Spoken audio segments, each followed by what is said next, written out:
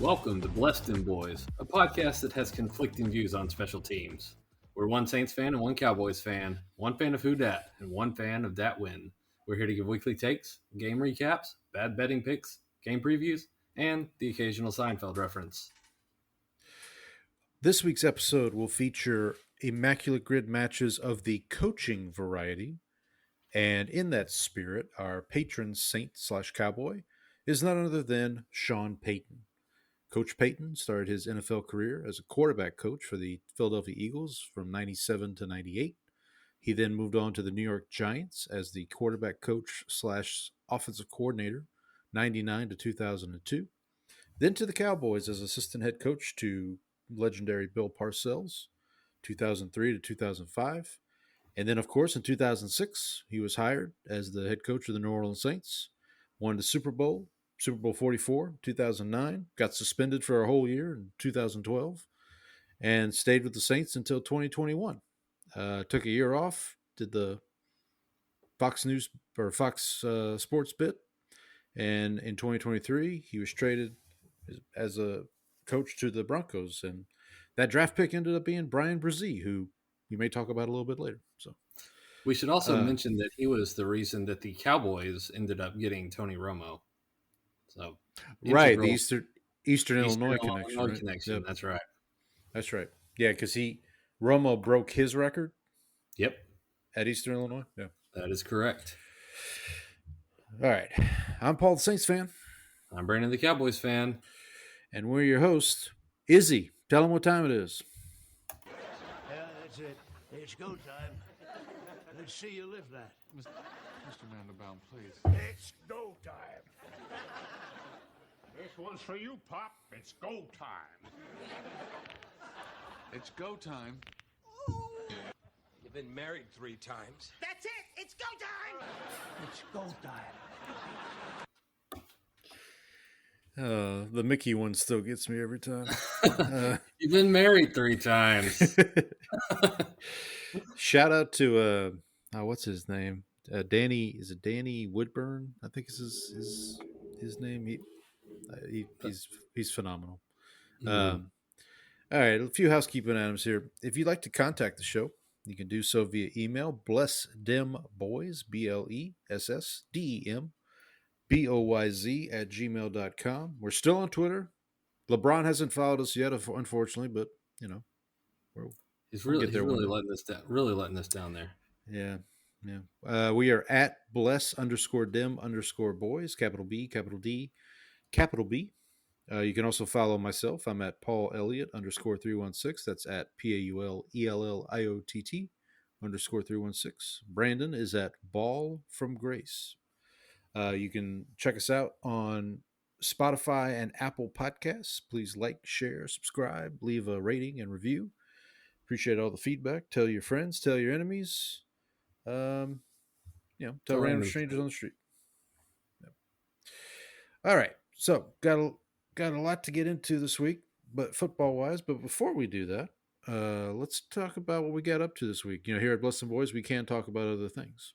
But enough about fish. I can discuss other things, you know. All right, Brandon. What shenanigans you get into this week? All right. So the big thing this week was on Saturday. My company had its Christmas party for the family. So they do 2 parties. They do one for adults, and then this one was for the family at the campus. And they had, like arcade games and little snacks, like a couple of carnival rides, claw machine. Everybody loves a good claw machine. Mm-hmm. So we did that on Saturday.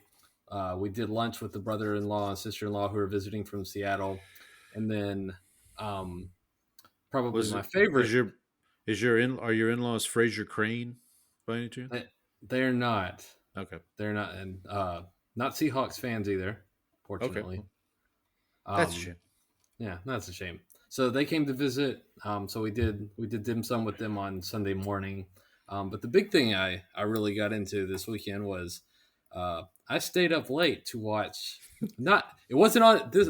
Now this game was not televised, but I was tracking it on ESPN's website because I totally forgot about this story, but this was great. Yes, because we all know why you would keep track of a New Mexico State game. It's because Oh, no. Don't tell me. You're gambling again, aren't you? I'm, Uh, I'm I believe the text message I got on was a Saturday night. yes. Was something along the lines of, "I almost blew it on New Mexico or New Mexico State," and I'm like, "They're not." I'm like, "They're not even in." Oh, this is basketball. Okay, Yeah, what bowl game are you watching? yeah. I'm Oh, like, what? I was very confused, Yeah, but so yeah, I actually had to retract the text message because of what happened. Because initially, so I'm following along with the game. I bet on New Mexico State. okay. They are pretty significant underdogs. I don't remember the spread, but the money line was plus almost 1,200. It was plus 1170. So I bet this long shot. I'm checking in and on it in the first half, and a lot of these games where you bet a long shot, you like check the first half and it's like close, and you're like, oh, I'm intrigued, and then you turn it on, you check the second half, and they're being blown out of the water. So I checked it in the first half, they're up by one. Like, okay, well, I'll check back in on this later. I check back in on it. I think while I'm watching the Penn State Oregon game, I think I've got Okay. that on TV, and then I've got All right. this game on my laptop. So I check in. They're up 14 points in the second half. So I'm like, okay, now we got something going here. Okay. Yep. So I put in. I'm watching the game cast as it's going. They're in the midst of blowing this lead. It gets down to, I think they're down at one point, but then they get up three with 2 or 3 seconds left. New Mexico calls a timeout, and so I'm like, okay, they're just, as long as they don't hit this three to send it to overtime, we're good. Cash the bet.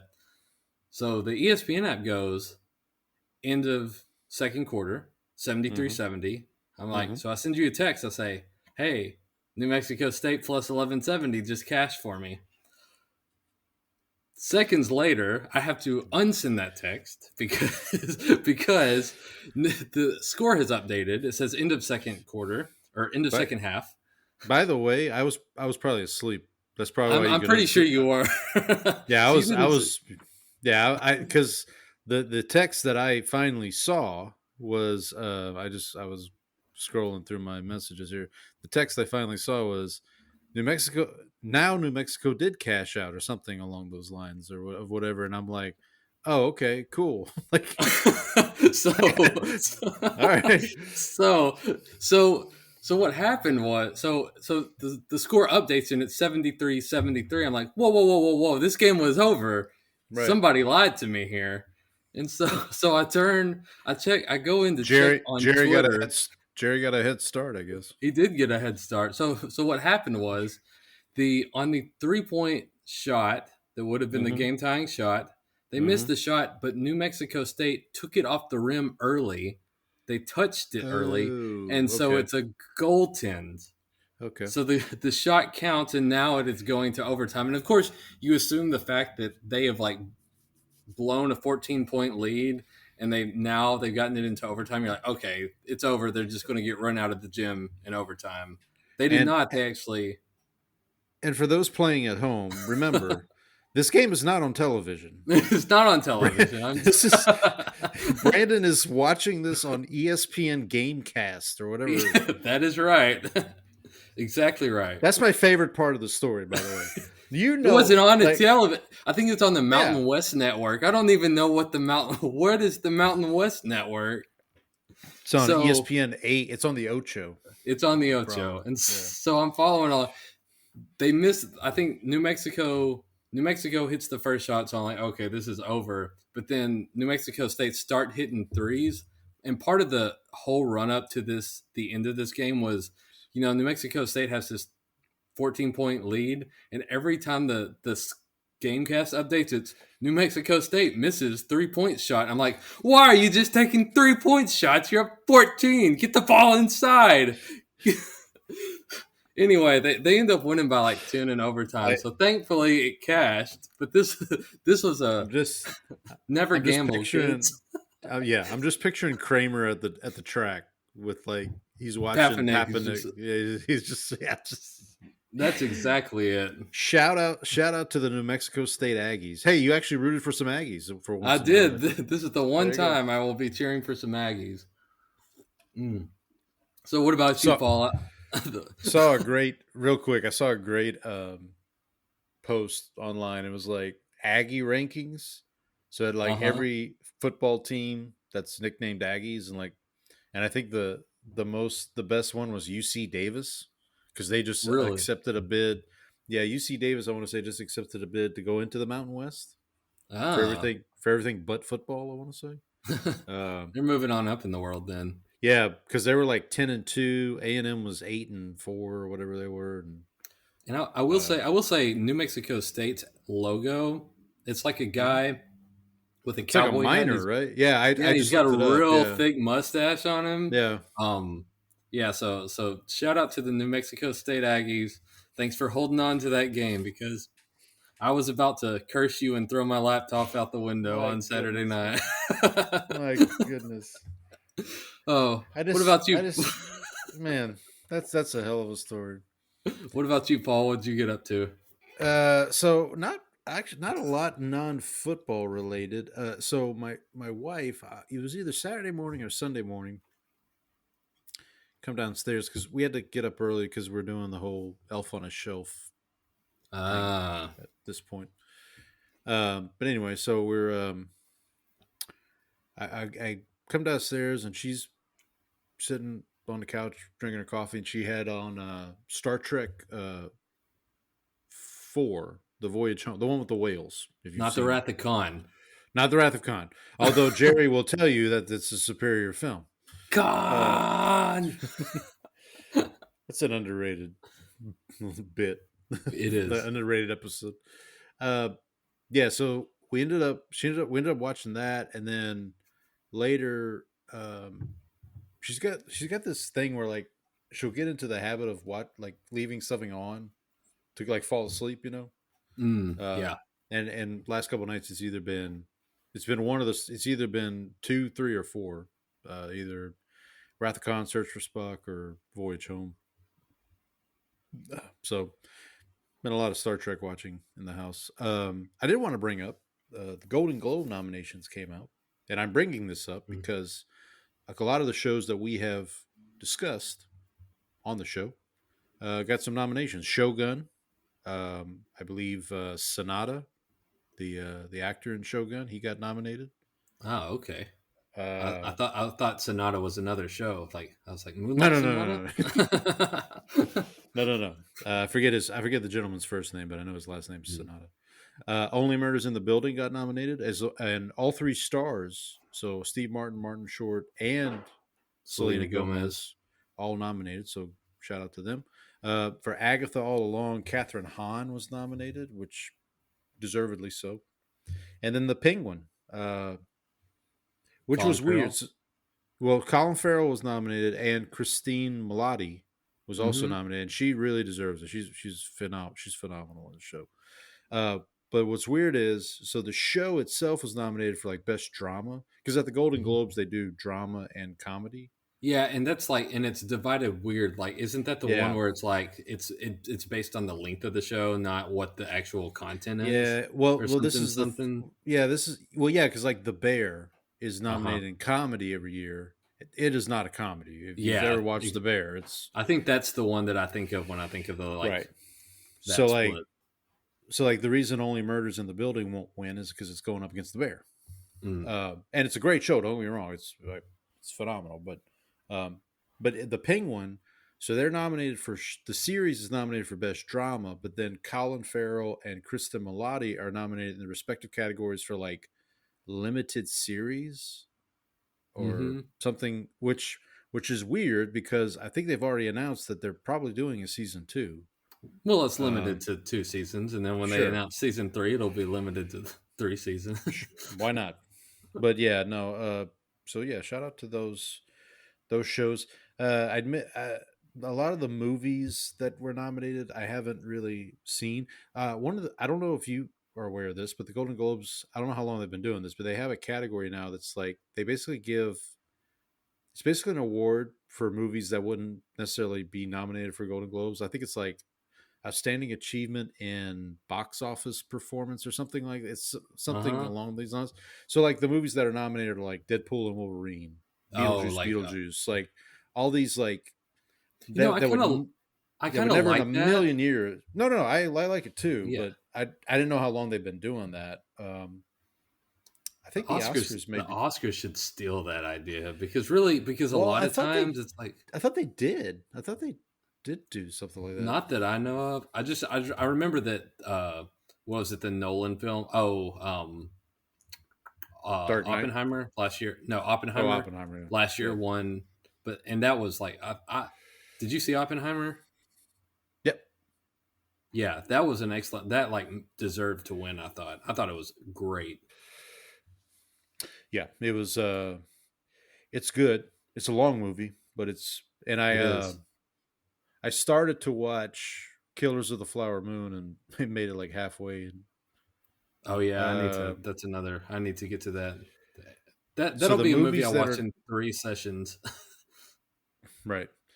Every time I open Apple TV, it's like, hey, do you want to keep watching Killers of the Flower Moon? Oh yeah, I guess I need to do that. The films nominated for best drama are A Complete Unknown. That's the Bob Dylan movie that's coming out Mm. this week.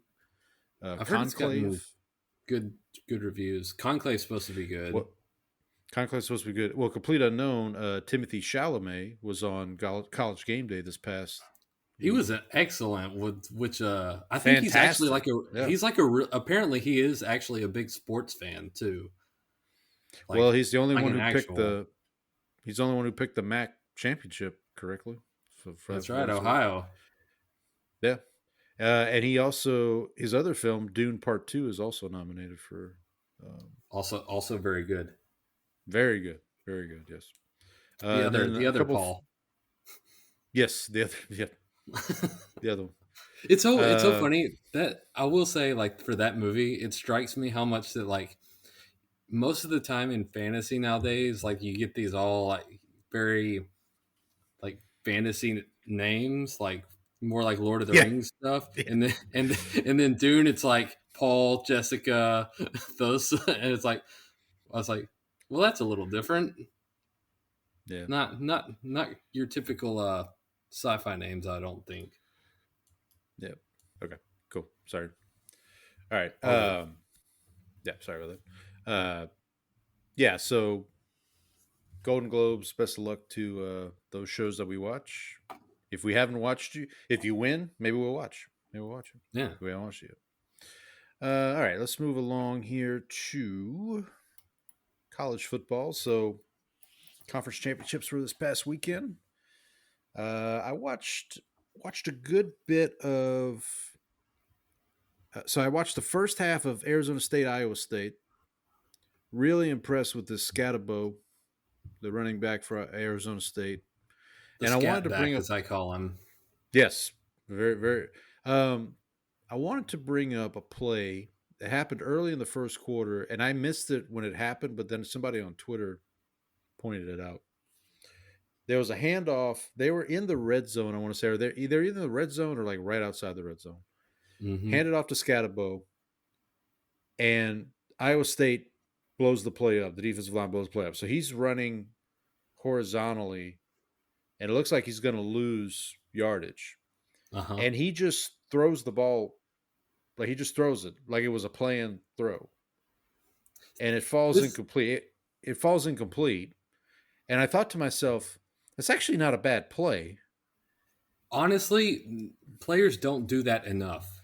Well, I was thinking, I was like, why don't people do, like, if you're about to lose 5 yards or whatever, mm-hmm. and you're the running back, just throw it, just chunk it out of bounds. As long as like you're not in danger, like of losing the ball, like really they should coach. I feel like that's like an opportunity for coaches to like improve, like strategy wise, because like now part of it in this case was he was elusive enough. Now, if it's a situation where like the play just gets blown up and there's just no hope for you to like get away and you have time enough to do that, right? So I'm bringing this up more to highlight, excuse me, more to highlight Scadabo's football intelligence. Mm-hmm. I'm not saying this is not something that probably would be. I mean, yeah, you can maybe coach it, but like a part of it is just you got to be elusive to do it too. Like it's not Right. just. Right. But anyway, yeah, I was really impressed with him. Somebody, Saints fan on Twitter, said we should draft Scadabo and the quarterback from Army, and they can basically replace Taysom Hill. Like, There you go. Are you gonna like fuse them into one yeah, person? right. Yeah, right. Yeah, why not? Why not? And then obviously you watched Texas and Georgia. Missed so I have to share this story. So my youngest has gymnastics showcase on Saturday, Mm-hmm. and it's at 1:30. So we missed the second half of the Big 12 championship, but it's only an hour, so we'll get the kickoff for SEC championships not till 3. So the gymnastics thing's winding down, and I figured, you know what, I'm going to be a good dad, and I'm going to order some cupcakes for her from Ooh La La, Ooh La La Bakery, Mm-hmm. which for those that don't know, it's a local bakery around where we live. So I do that, and they're scheduled to, and I scheduled them to deliver right around 3, right around kickoff, about the time we get back. So we get back to the house, we get settled in. I got the TV on, got everything on. I DoorDashed it, they deliver it, and I didn't realize until I checked. So I opened the order, and there's no cupcakes. Like I'd ordered some other stuff too, but like there was no cupcakes. I'm like, what? Then I look at my I thought you were receipt. gonna say they were just the tops of the cupcakes. Right. Top of the cupcake to you. I would have appreciated that. And then I look in the app, and it said they were out of stock, so they refunded me. So now I have to, like, literally as the teams are running out of the tunnel, I'm like, well, I guess I'm running to Kroger right by the house and getting. So I ended up missing the first Texas drive, I think. The one Yeah. that See, ended, yeah, the one that ended in the Ewers interception.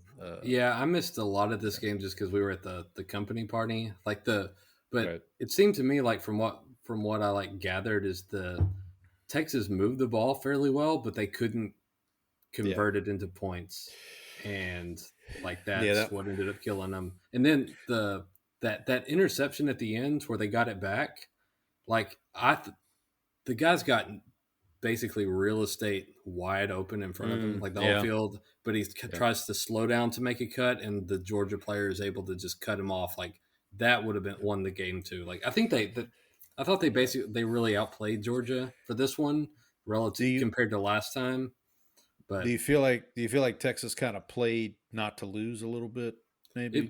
it did feel a little conservative. Well, I get because once Carson Beck got injured on the last play of the first half, and I almost said Dick Yeah. Stockton, Gunner Stockton, whatever his name is, John Stockton, whoever he is. Once he came in, and I mean, look, he played pretty well considering. I mean, he's and it looks like he's going to have to get Georgia through. I think they said, it's like is this a UCL injury or whatever? yeah, Something that's what I heard. So if that's the case, he's done for the playoffs for sure. Yeah, A while. that's a shame. Yeah, but well, it was a good game. Well, I'm sorry the Longhorns couldn't pull that one out for you, but Yeah. Hey, I had the points with Georgia, so good Yeah, for me.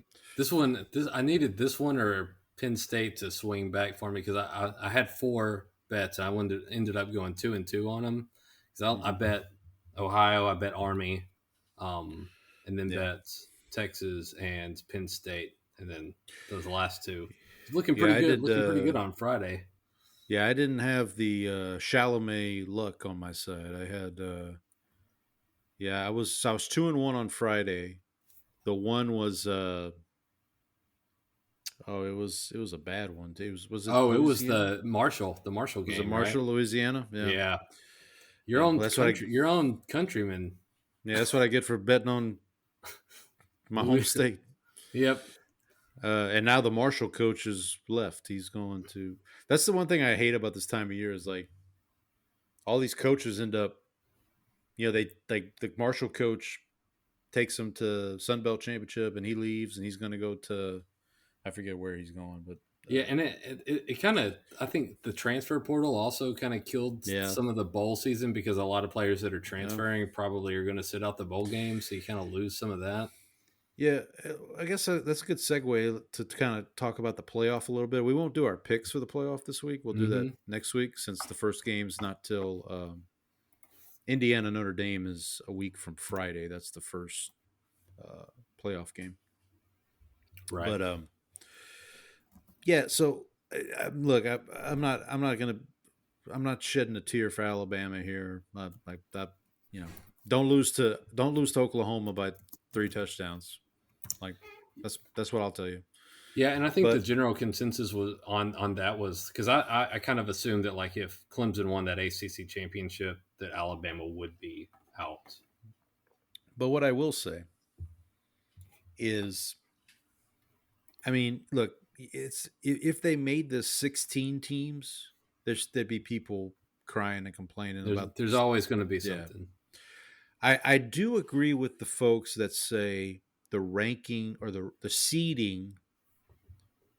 So like Boise shouldn't be getting a bye because they won the Mountain West, and Arizona State. I think I agree with that. Like I think they should. I think they should be given consideration for winning their conference for sure, Mm-hmm. but getting an automatic bye, that feels a bit much. So I'm thinking that's going to be revisited in the off season. See, I think I actually kind of like you win the top 4 conference winners get a bye. Okay. I think I kind of like that. Just Yeah, I don't know, something about it felt there's just something about the process that felt like, again, I'm almost at the point where just make it 16 teams and just, like, don't that even feels worry about the buys. Like, don't leave yourself open to that criticism. Just mhm. say, screw it, we're just going to have 16 teams, one plays 16, two plays 15, so on and so forth, and that's it, and we just go from there, because like then you know That feels like where we're headed. I think. I mean, I'm surprised. I just don't understand. Like they do these like half measures, the NCAA, where it's like, okay, we'll go to a 14 playoff, and like you just said, like we know where this is heading. Like, just get there. Like, just Mm-hmm. don't waste our time. You know what I'm saying? Um, but in that spirit, oh, I must. Oh, actually, real quick before we transition to the next thing, I want to give a shout out to Andy, the Bears fan. Mm-hmm. Last week when I was giving my recap of my picks for the year, I said 71 and 69 turned a profit for the year. He messaged me and kindly pointed out to me that if you're 71 and 69, you're probably not turning a profit. Got that. The VIG's going to get you. Yeah, the VIG's going to get you. So shout out to Andy. We may talk about the Bears a little more later. Not in a I don't know if he wants us to flattering talk about light. the Bears. But anyway, what I was gonna say before I went down the path is I must have left a window open or something, because I think I feel a draft. Oh, I feel a I draft. think I feel a draft too. Let's change tables. Get out of here. We have a booth. Yeah, so we're gonna switch it up a little bit this week. We're gonna do the draft here, and what we're gonna be drafting, we're gonna do 4 apiece as we normally do. Is non-playoff bowl games. So we'll do our picks for the playoff related games next week. But for this week, we're just gonna highlight 8 non-playoff bowl games that we find interesting. We'll do a snake format like we normally do. Mm-hmm. Brandon, I think you were kind enough to acquiesce to me, so I'll go first here. All right. Let's see here.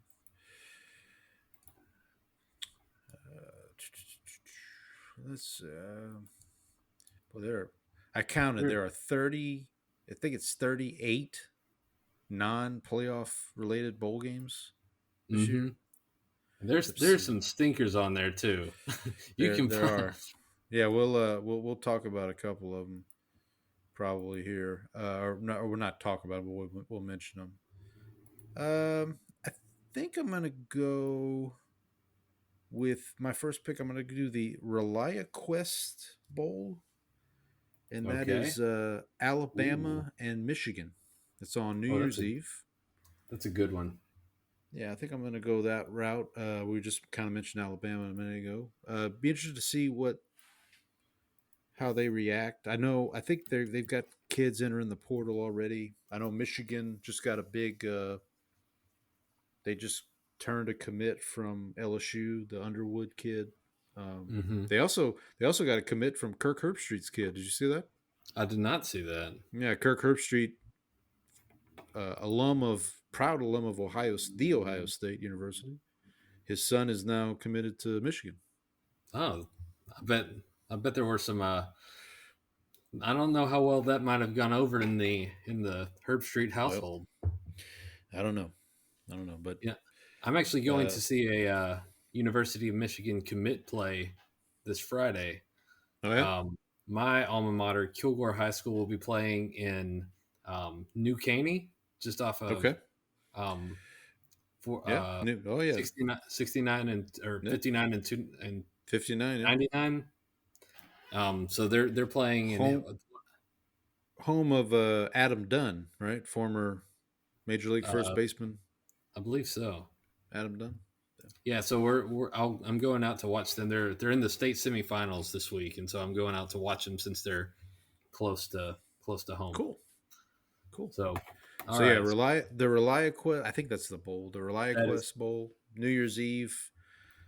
great Uh, name there, the ReliaQuest Bowl. I don't know what it. I'm sure that's not what it's been. I'm sure it was something else before. Yeah, these Might things have are been. they're changing That all might the have. time, right?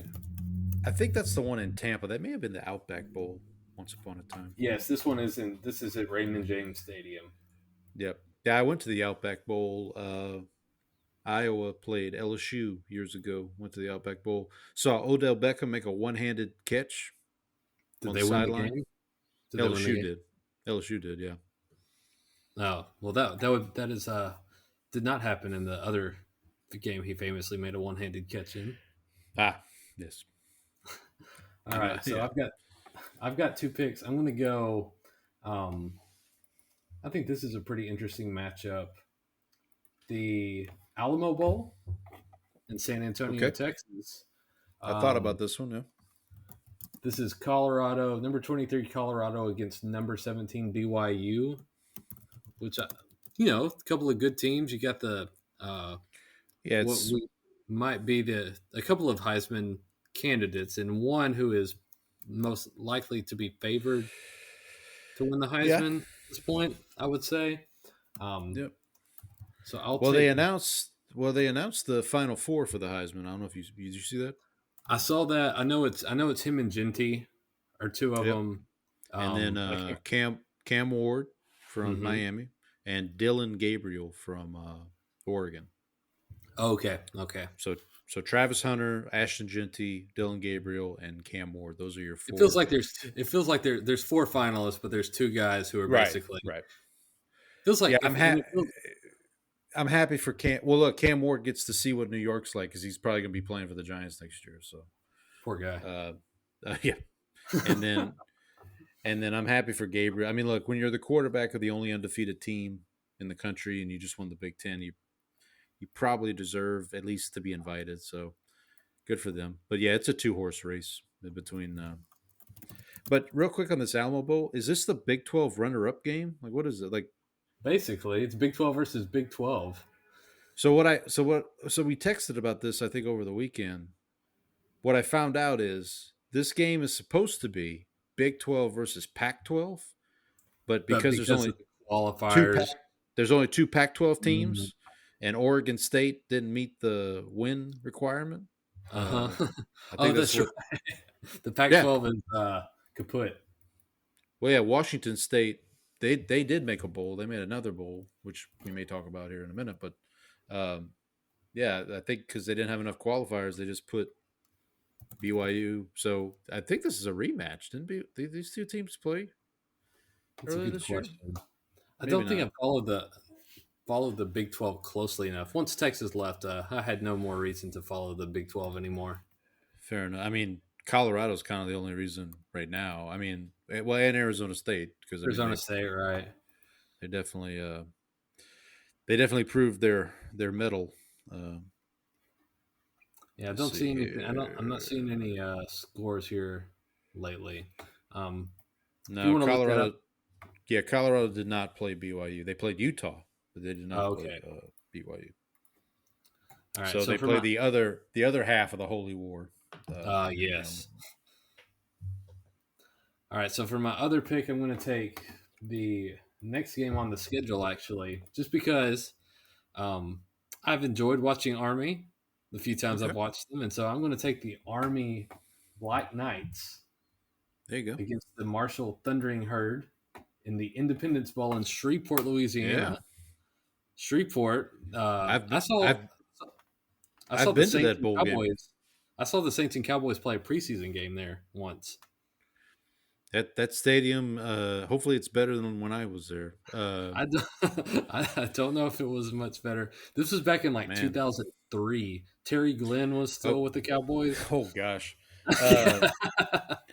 So I saw me when I went to school in Natchitoches, and one one year, couple buddies and I, we just happened to be in Natchitoches around New Year's Eve time, and we're Hmm. like, hey, how much are tickets to the Independence Bowl? Like, and it ended up being that year. It ended up being Alabama and Oklahoma State, and this was like early Saban, Alabama, I want to Hmm. say. Before he gotten up and running with the dynasty. Yeah. And my buddy, who his whole family was Oklahoma State alums. So that's why we ended up going. But yeah, it was, entertaining game for what it's worth. I don't even remember. I'm trying to remember what year. It would have had to have been before 2007. It would have been like '05, '06, somewhere in there. Mhm. So Shreveport is where my family goes. Shreveport, Bossier City is where my family goes to go to the racetracks when we there do you go. horse racing. There you go. Yeah. So, It's not yeah, it's not a bad not a Shreveport Bossier, the Twin Cities, not a bad mhm. It's a nice not a little bad place to hang out. not a bad. Check out the River Walk if you're Hmm. in town. Yeah. All right, so is it me? Yep, you're up. My You got pick two. here. You got two picks. Okay, so let's see here. Well, I think I'm gonna go. Yeah, I think I'm gonna go with just because this sounds tasty. The Pop Tarts Bowl.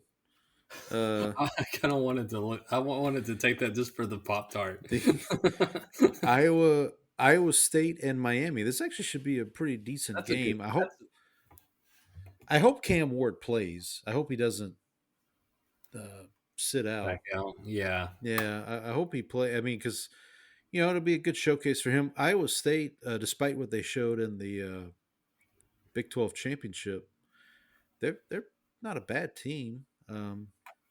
I mean, obviously, I see them play every year because they play Iowa. It's state law that they have to play Iowa every year. So, Hmm. so yeah, I think I'll take that one, and then I get another pick here, right?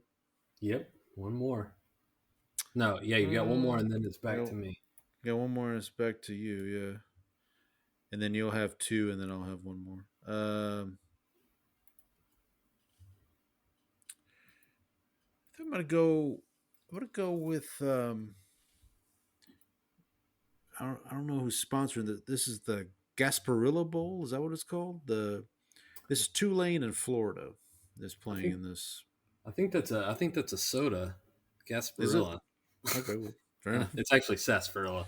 Sarsaparilla. Could have Gasparilla, sarsaparilla. could have fooled me. I don't know. But yeah, I'm gonna go with this Tulane in Florida. Florida had a couple of big wins there towards the end of the year. Probably saved Billy Napier's job. Their quarterback looks really good. He's not draft eligible this year. I think he's got at least one more year. So it'd be good to check them out. And Tulane, um, they were uh, they were in the All American Conference Final against Army. Came up a little bit short, but Yep. Also lost to yeah. Memphis the week prior. Oh yeah, there you go. You know what's funny about this though? What's that?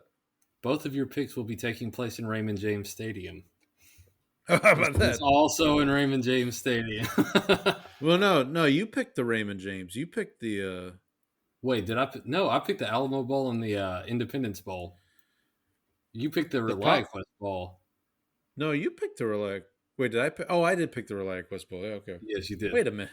Wait a minute. Oh, that's cool. Yeah, Raymond and home of the Saints division rival, the Tampa Bay Buccaneers. Can't look. So I did go there when the Outback Bowl was there. Can't say I was overly impressed with that stadium. Really, the pirate ship didn't do it for you? No, it was. It just. I don't know. It just felt. Now look. I mean, it was after the season. I think this was one of the years of the Bucks. This was pre Brady. So like, yeah. So maybe I don't know. No offense to our Buccaneer fans, but yeah, I wasn't overly impressed. All right, buddy, you got 2 picks. Whoa! You still got one more. You took the. Oh, do I have one more? You took the Pop Tart Bowl. Sorry. Yeah. I was like, that's why I was confused. It's like the Pop Tart Bowl is not in Raymond James Stadium. What are you talking about? Your other one was your first 2 were. Okay.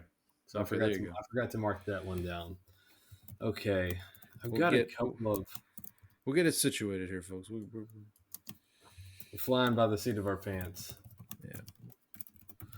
There are a couple on here that I'm pretty intrigued by.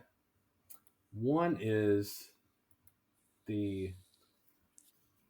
Let's see.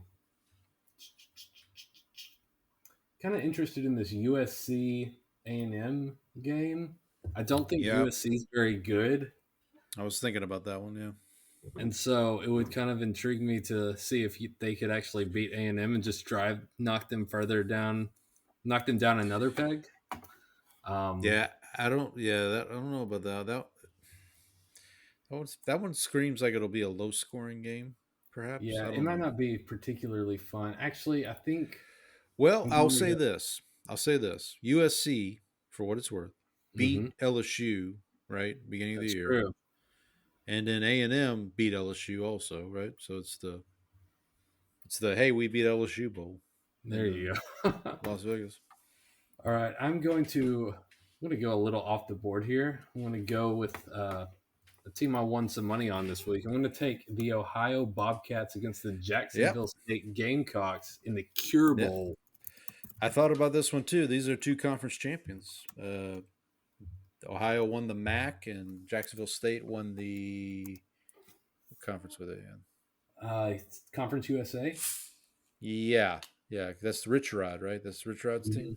Yeah, I kind of like some of these like more mid-tier schools, just something a little off the beaten path. And that works. And then I think the final game I'm going to take here is, you know what? I think I'm going to take that USC A&M game there. That's the Las Vegas Bowl, right? Vegas Bowl, that is correct.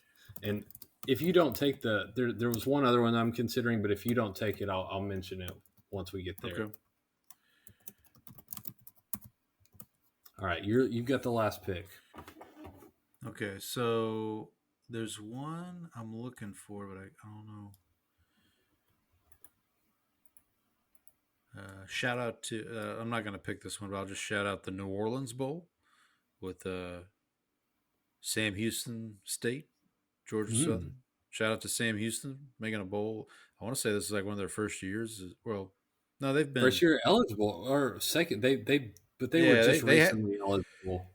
The reason I know that is because they were in SFA. Them and SFA were in the Southland Conference for years, and so shout out to Sam Houston for making a bowl game. I'm looking for. Okay, so explain this to me. So I see there's a Fenway Bowl, and then there's the Pinstripe Bowl. So there's a bowl game in Yankee Stadium and Fenway Park this year? I know Fenway is. I don't remember. I always forget. I thought the Pinstripe Forget Bowl it. was in Yankee Stadium. Pinstripe Bowl is in Yankee Stadium. These games are also being played at the same time. They're going head to head. Yeah, leave it to the Yankees and The the Fenway Red Bowl is a Sox. basketball matchup right there. Oh that yeah, is it a is. I didn't. Well, UConn, North well, Carolina. it could be Bill Belichick's new home. I know That's an odd story, but it yeah. is. Um, that yeah that yeah that I don't know that I don't know what to think about. I heard today. I heard that it was just well. I guess a couple days ago, I heard it was he didn't know if he would. Nobody was called. No NFL teams had reached out to him, so I guess he was getting nervous. He's like That panicking over there. yeah, so he's like, well, hell, I'll just go interview with this. And what I read today was he's like North Carolina wants to hire him, but he gave them like a 400-page like manifesto of like this is how we're going to run the program, and like this is it. Like you either agree to this or Take it or leave it. yeah, take it or leave it. And apparently, North Carolina's still Going through it. deliberating. Deliberating. They haven't left Maybe it yet. they need to They get haven't they take. need to get they need to get it books on tape. Yeah. Right. Right. Okay. You know what? I'm just gonna go with the Music City Bowl, with the Hawkeyes and Missouri. Missouri. This is the one I wanted to mention. Okay. Do you know who is sponsoring this bowl? The Music City Bowl. Yes. I do. I just saw it. What is that? Trans. Trans Perfect. Okay. So I was listening to a radio show and they were talking about I was listening to the Chris Vernon show this week and they were talking about the bowl Okay. games and they brought up Trans Perfect and Okay. and they said, do you know what this is? Do you know what Trans Perfect is? And they said no, but I bet we could get fired by trying to guess. so they offer translation services is what they actually do. Professional. Yeah, I'm looking at it right now. I'm looking at it right now. Professional translation and localization. Wow. Whew. So that was the reason I wanted to bring that up, just because I'm glad they said. I'm glad I brought it up. I'll just shout out real quick the Tony the Tiger Bowl. We got all sorts of breakfast foods going in here now. Hey, I got some Frosted Flakes in the cabinet right now. That game will be great. Louisville versus Washington. Yeah, sure, it'll be all right. On second thought, I rescind that. All right. And I'll shout out my Louisiana Raging Cajuns. They're playing in the New Mexico Bowl against TCU. Oh, that's pretty good. Pretty good matchup there. That'd be all right. Yeah. Yeah, All like right. usually they end up for the longest time they would end up in the New Orleans Bowl, but I guess this year since they didn't win the conference, they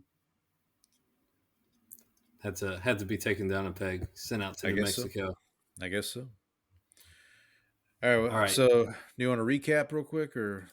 Yeah. So I've got the Alamo Bowl, Colorado and BYU, the Independence Bowl, Army and Marshall, the Cure Bowl, Ohio and Jacksonville State, and the Las Vegas Bowl, USC, Texas A&M. Paul? Real quick, that USC Texas A&M, is that not Cliff Kingsbury? Did he coach at A&M? He was Texas Tech. Texas Tech? Okay. Yeah. Sorry. Paul, you took Sorry, go ahead. For some reason, when I saw those two teams, like Cliff Kingsbury jumped in my head for some reason. Uh-huh. So for me, I took the ReliaQuest Bowl, Alabama, Michigan, the Gasparilla Bowl, Florida, Tulane, Pop-Tart Bowl, Miami and Iowa State, and then the Music City Bowl, the Trans-Perfect Music City Bowl, Iowa and Missouri. I actually, funny enough, I saw Iowa play Missouri in a bowl game years ago. I think it was the Insight Bowl at that time. They played it at Arizona State's stadium. Mm-hmm. and I want to. And Iowa ended up winning. That was the year Missouri almost made it into the Final Four, but they lost the Big 12 championship. Oh I want to yeah, say it was Blaine Gabbert was the quarter. It was either Gabbert. yeah, yeah. It Chase wasn't Daniel, maybe? No, it wasn't Chase Daniel because Chase Daniel was already a backup for the Saints at this point. Um, I think it was Gabbert, and Iowa ended up winning on a late pick six. I want to say Micah Hyde returned a pick six that ended up being the difference in the game. That sounds But about right for Blaine Gabbert. right, yeah. Anyway, Oh, moving along here. before Okay. we do that, one more thing. The Gasparilla is a Uh huh. pirate festival that is held in Tampa, Florida, most years since 1904. So Very there good. you go. Very good. So Florida and Tulane are playing in the middle of a pirate festival. Yep. Speaking of Tampa and NFL stadiums, let's go on to the pros here, the professionals. Um, so my picks were a little better this week. Happy to say I went 8-5 for the week, 101 and 107 for the year. I think I'm two behind you now. Yep. You close the gap a little. Close the gap a little bit. That's against the spread. Straight up, I was 10-3, so that's really good. And 120 and 88 for the year. Unfortunately, my upset pick, Bears over Niners. Sorry, Andy. What was funny at halftime, I get a message from Andy that says, "Well, that was fun." The 4 yards of offense they got in the first half. Impressive. So yeah, yeah. So no. So it's 2 weeks in a row. My upset pick didn't hit. My lock did hit. I had to sweat it out a little bit, but it You hit. did. Eagles over Panthers. So my upsets and my locks, I'm both 8-4 for the year. I have 8 teams currently predicted their records correct up to this point. So the entire NFC South except for the Falcons. I want to say the Ravens. I have correctly picked. I think I got it pulled up here. Let's see. I got the Cardinals. Yeah, the Panthers, the Saints, the Bucks, the Texans, the Packers, the Giants, and the Patriots. Okay, so not the Ravens. I thought I had the Ravens. I'm one game off on the Ravens. I had them. Gotcha. I had them 9-4. They're 8-5. So, and then I wanted to mention this. We did the pigskin win totals on ESPN You at know, the I beginning of haven't. the year. Yeah, I Go checked ahead. those like 3 weeks into the season and like Mm-hmm. did not feel good about it. So you put up my totals here. I'm 9-8 and you're 8-9. I'm actually impressed that I'm even doing Yeah. that well. So there were a couple. I mean, we may talk about them more next week, but like there were a couple that I was like pretty impressed that I got right. Like I want to say, well, I mean, there were some that were just way off. Like the Jets and 49ers, I had the over on both of them, and Mm. that was no good. Um, I'm trying to think. Maybe I can pull it. You want to go over your upset pick and all that, and I'll pull this up real quick. Yeah, I was so now I was 6-7 this week. So 2 games behind you. I'm now 88 and 91 for the year. Upset pick and lock both hits. The upset was Seattle over Arizona. Lock was 11-1. I took the Buccaneers. I think this is like the second time I've taken the Buccaneers as a lock. But Probably. now I'm 6-6 for the year on my upsets. I feel like I've hit a couple recently that I'm starting to feel good about. So I'm starting to Yep. feel a little better about picking upsets. And then 11-1 on my locks. Okay, so on these my win totals, Mm-hmm. not to pile on my buddy Andy, but I had over 8.5 for the Bears. That ain't I gonna had work. that That ain't too. gonna. I have I too. had Here's the one I was proud of. I had under 10.5 on the Bengals, and Mm. that checked off. Under 8.5 on the Jags, got that one. Under 6.5 on the Giants, check. Over 5.5 on the Broncos. That was the one I was I proud of. have I have that one too. I was proud of Also, I that have one. over 6.5 on the Raiders. That's not gonna that's not gonna play. Got bad news for you, buddy. No. I also had over 6.5 for the commies. So I think I want to say I took, where did I land on them? Washington. Where did they go? Oh, I and also I took the over. I had over 10.5 on the Chiefs. Or no, 11.5. Had over 11.5 on the Chiefs. I also had over 11.5 on the Ravens. That doesn't look like it's going to pan out. They'd have to win out, I think, basically, for that to pan out. So, oh well. So Oh that well. we'll revisit that maybe here in a couple of weeks after we've got a few more games. All right. Speaking of the Ravens, they, along with 5 other teams, were on a bye. The last week for buys, we got no more 4 weeks left in the season. No more buys. 16 Um, games every week. 16 games every week. God bless it. All right.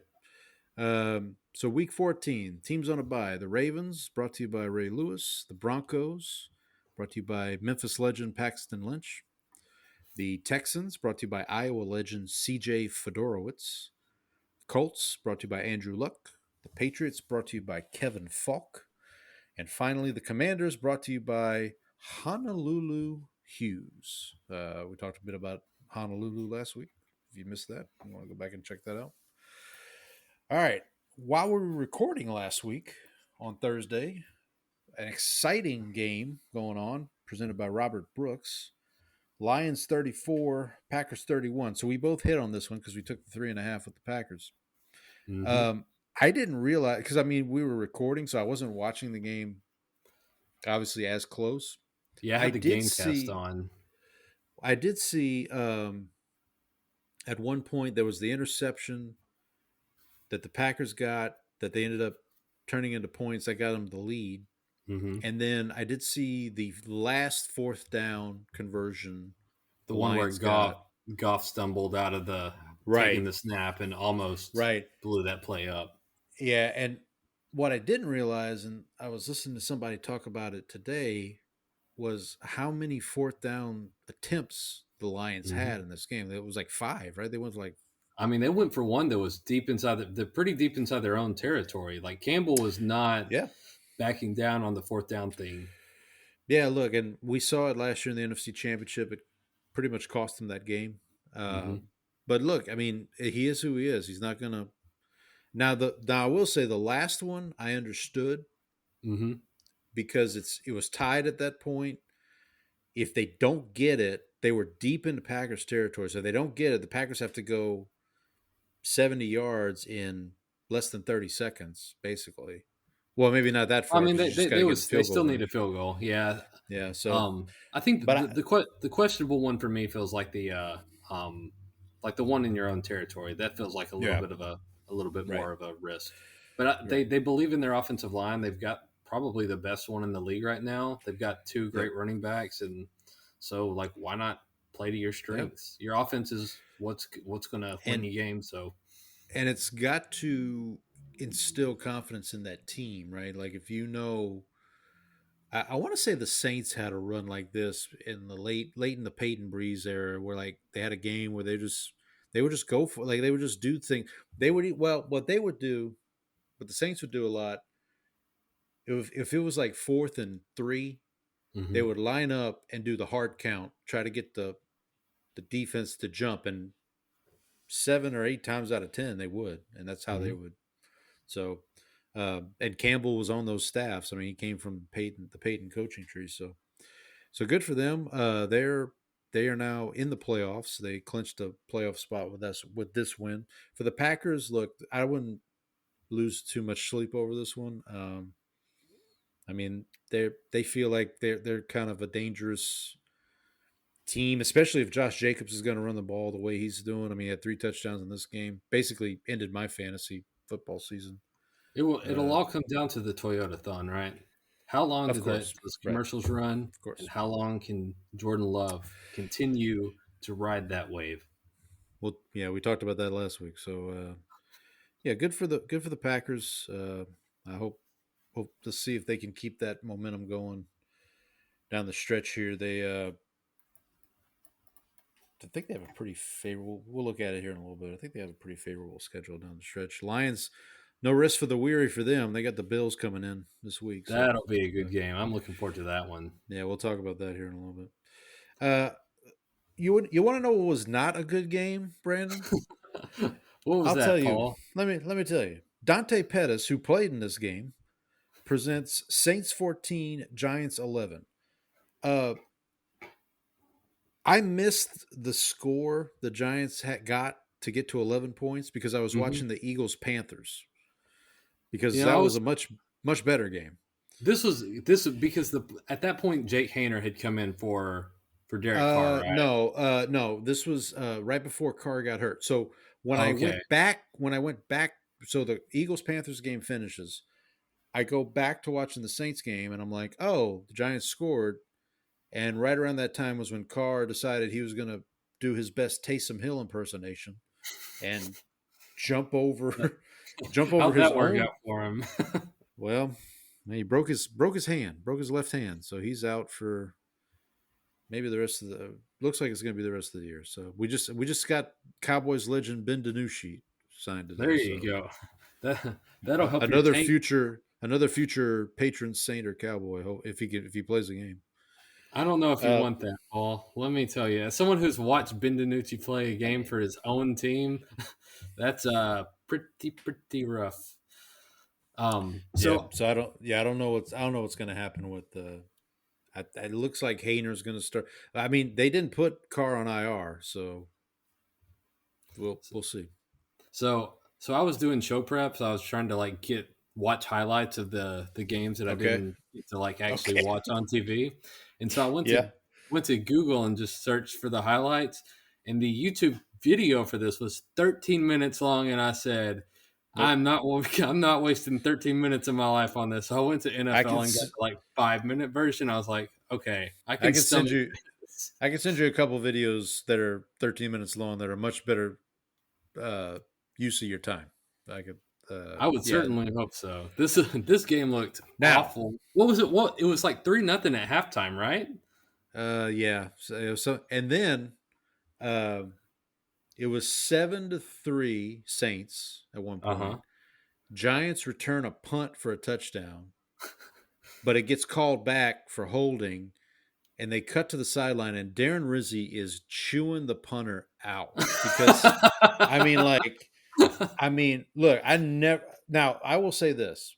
After 2.5 years of Dennis Allen, who rarely showed emotion on the sideline, it was kind of a breath of fresh air. There was another moment where the Saints faked a punt on a 4th down, and I'm like, okay, look, if we're having to resort to fake punts to beat the New York Giants, this ain't it. The bottom is falling out at that point. Whew. Now I will say, Brian Brzee, who blocked the kick at the end. I don't know if you saw that highlight when he. I did see that when he jumped over the line. I did watch enough of that. I did get 5 minutes into the NFL and to see that. Yeah, he had not just that play, but he also had a sack. I mean, he's playing really well. If they can get some another.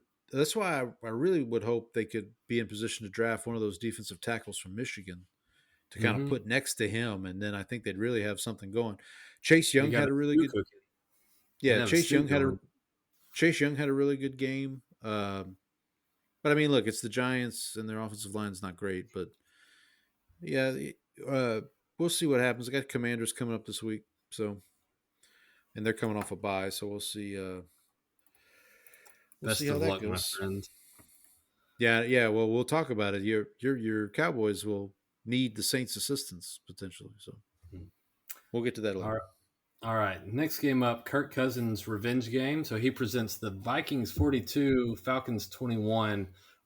This game was actually closer than you'd think from the final score. It was tied going into the 4th.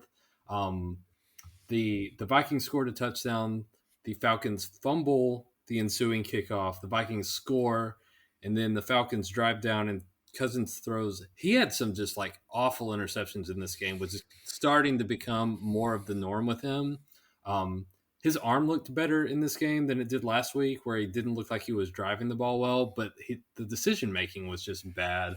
And then from the Falcons' defensive side of the ball, the Falcons' defense is bad, but they were getting pressure on Darnold pretty consistently in this one. Yeah. So I had this one on. I think I mentioned this to you at one point. When the games kicked off, I had 3 games on the TV. Mm-hmm. I listened to this lineup. It was Saints, Giants, Jags, Titans, and Jets, Dolphins. Yamahama. And then I had the other 4 games on the iPad. And at halftime, I said, "Screw this," and I just switched them. Just switched them, completely switched out. But when I was paying a little, because I really wanted to take the Vikings in this game, but I thought this would be the game that if I took them, they'd let me down. And like the first quarter, I want to say Atlanta goes right down the field early, scores, and to your point about the Falcons getting pressure on Darnold, like that first couple drives, he took a couple and like the Falcons pass rush is not great. Like it's not anything substantial.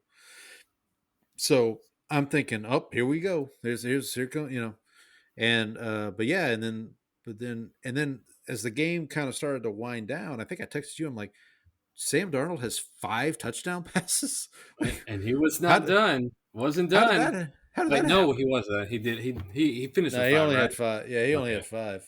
He only had 5. Only had 5. Jeez, I would. Jesus Christ! I'd give if a Saints quarterback threw for 5 touchdowns. I'd cut a flip.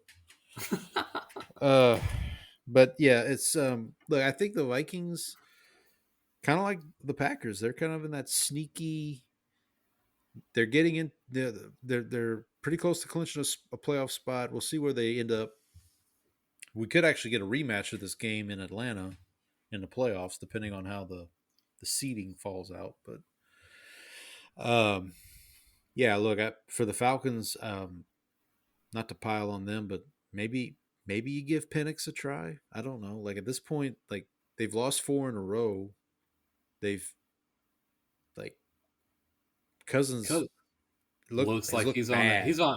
and he's like the rest of the team. He's kind of on a downward trend, and then like the worst part of this is like you won those really close games against the Buccaneers, but you kind of needed miracles. So you kind of needed miracles to pull those out. So maybe, but here's the thing. That's not going to matter because now Tampa's passed them up.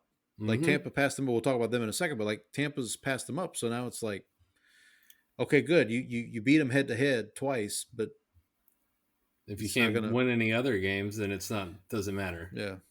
I'm just looking to see who the Falcons play. Oh, that's right. They play the Raiders on Monday night. So they're not there's gonna... a game. Oh, Jesus Christ. If you lose that, that's when I think that's the time to pull the plug. It's the Desmond Ridder revenge game. We'll talk about it here later, but because they got Ridder him. They got Ridder him, yeah. All right, moving on. I think we've given that game more than enough attention. This one will go quick too, hopefully. Brian Cox, not the actor Brian Cox, but the linebacker Brian Cox, presents Dolphins 32, Jets 26 in overtime.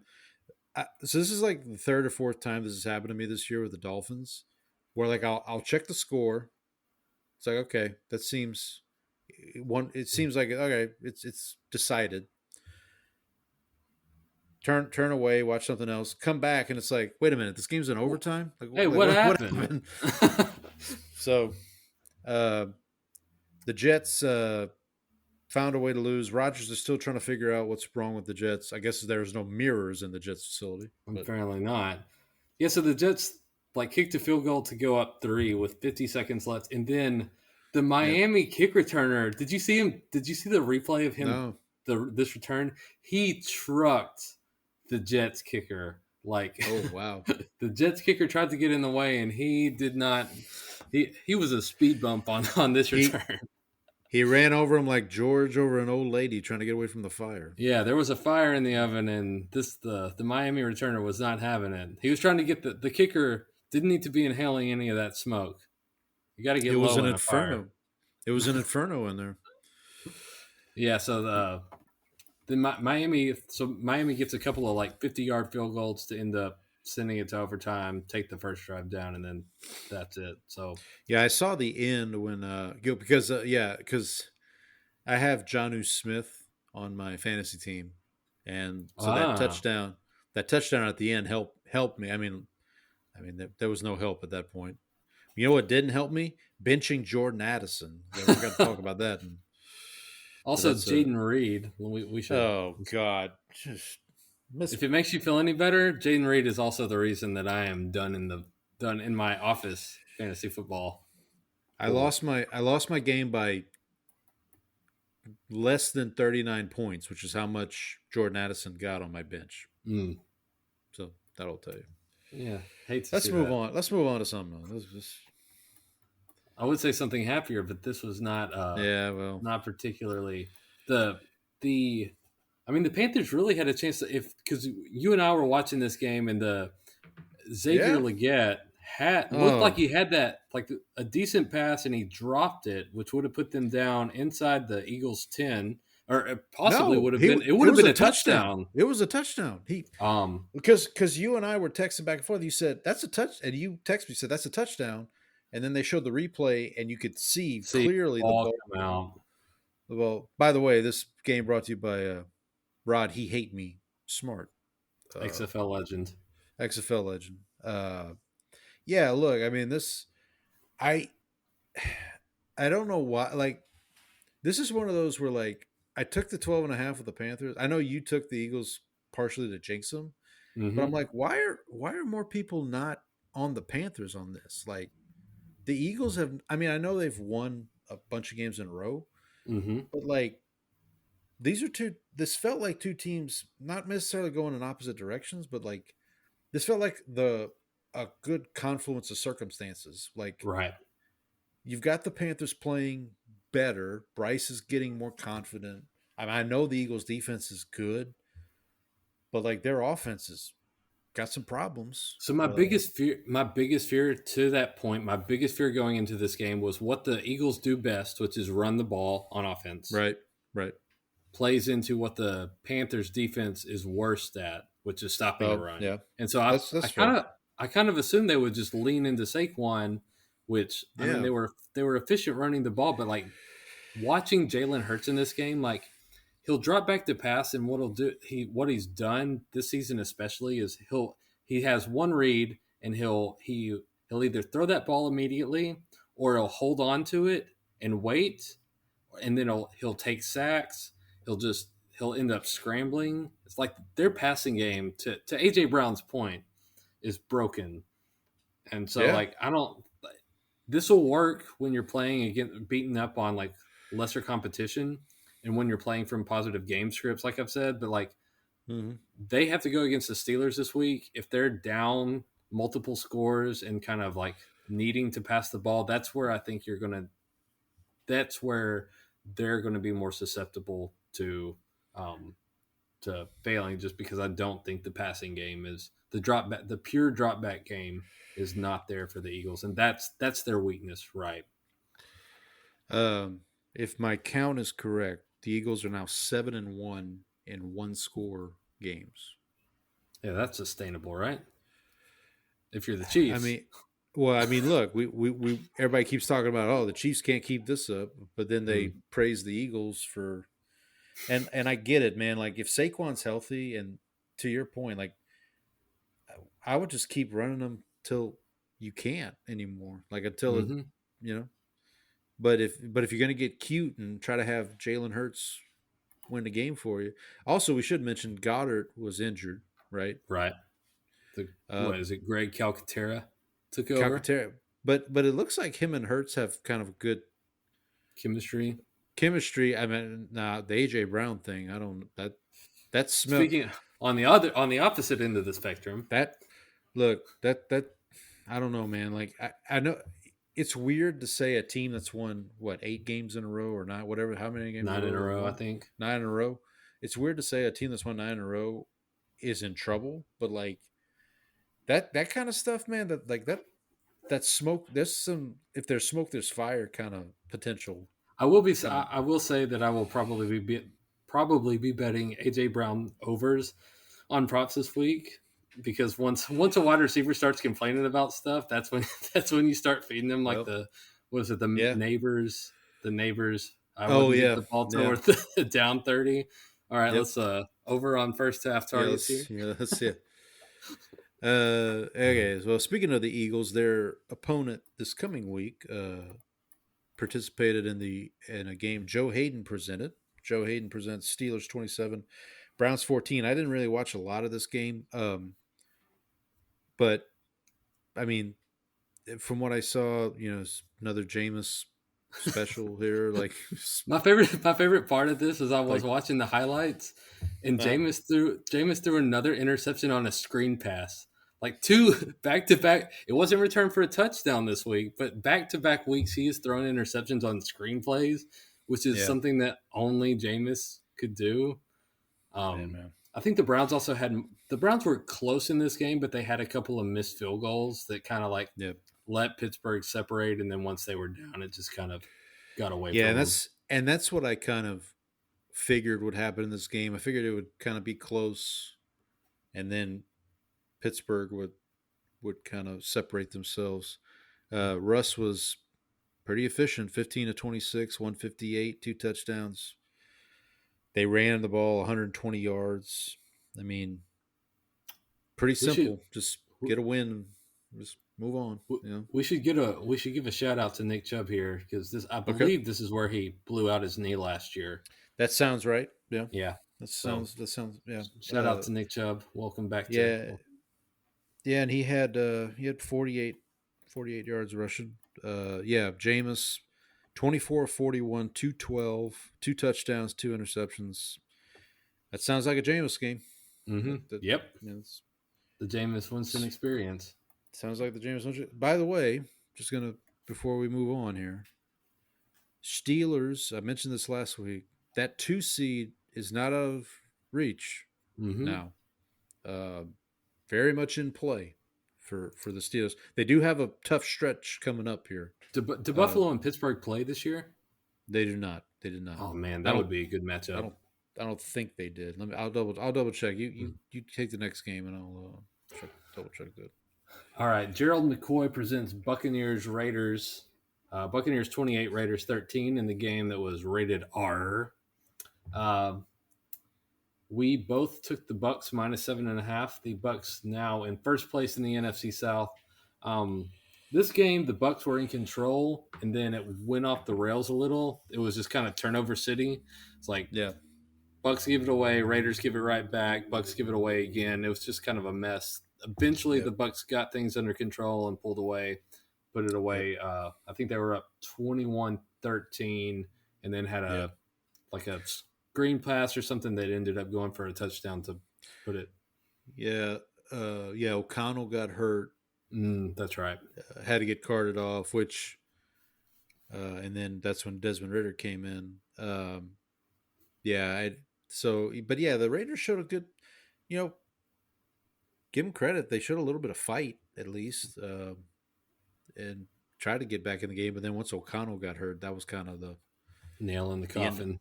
the end of that. But yeah, for the Bucks, so we talked about it a little bit earlier. They're in the driver's seat now in the NFC South. Their schedule gets a little tricky coming up here, and so the one thing about them with the Falcons schedule gets a little easier the next 2 weeks. Bucks schedule gets a little bit trickier, as we'll talk about. But I will say also, I meant to mention this last week too.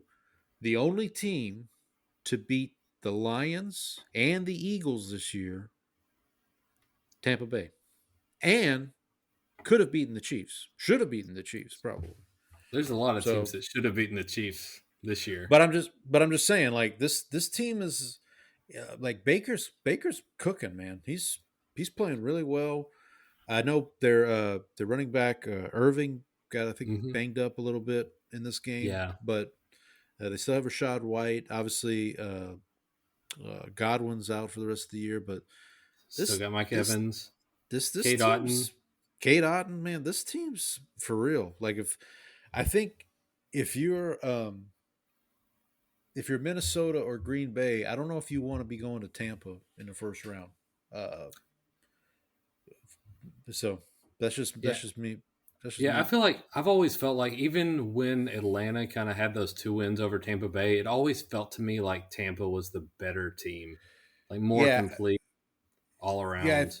yeah. I think those were two kind of fluke games against Atlanta. I mean, the Mhm. Thursday night one, Tampa had it, and then they're is that the That's one the where one. they're I went to bed because I thought Tampa Bay had pretty much put it away, and then I woke up to find out the Falcons had won. Like right? that's the so Uh, yeah. real quick to double back to the Steelers and Bills did not play this year, Okay. so they any tiebreakers would come down to conference record, I believe, at that point. If that comes to bear, two teams who will not be worried about tiebreakers unless it comes to Well, for draft draft position. position, Dante Moncrief presents Jaguars 10, Titans 6. You didn't raise the blinds for this one, huh? yeah, this will be the maybe we'll start doing this going forward, but this is the wouldn't raise the blinds game of the week. you Look, you had it on the listen, big TV for a moment. as bad as the Saints Giants was, this was worse. I think because and look, I was kind of watching the game because I went on this this psychotic rant a couple weeks ago about the The Titans are Titans fine. got a chance to make the They've got playoffs. Will Levis is fine. He's got a chance. And then the score. This game was 3-0 at halftime. This was the one I Oh, think you were okay. thinking Yeah. about. And like, yeah, and I mean, I'm just like they're going to lose to Mac Jones, and that's going to end their playoff hopes.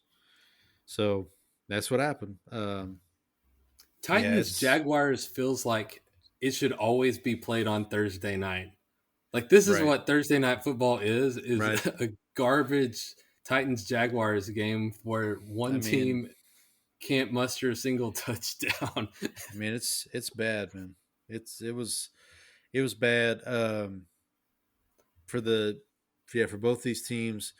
I I don't know, like with the Titans. I mean, I was watching the NFL Stock Exchange. They do we think we mentioned this a couple weeks ago. They do a series on Mhm. there called "Fix the Fix. Franchise." They did an episode of the Cowboys. They did an episode on the Saints. They did How one on long? the tight How long was this? Three, on the 4 hours Titans. on the Titans. 5. No, it was Was no. it? They keep it down to about an hour and a half. It wasn't a Ken Burns documentary here. No, no.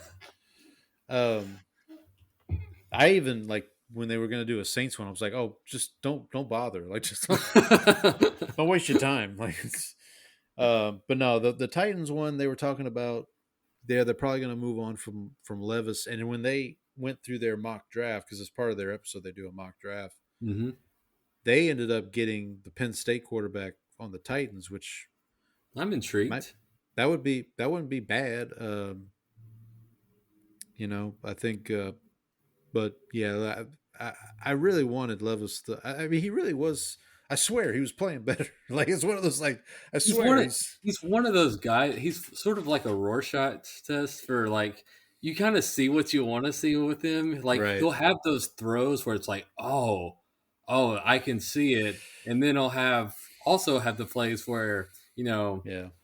heads up in the air, hands on the head, surrender Yep. cobra, head down chasing the guy he just threw where he just threw hit a guy, Yeah. hit the safety in stride on a pick six. Yeah. I should point out though, the Titans actually had a chance to win this game at the end.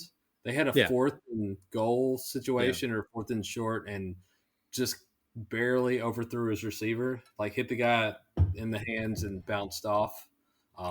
So Yeah. And we it could have held on and proved you right, Paul, but they could have. didn't.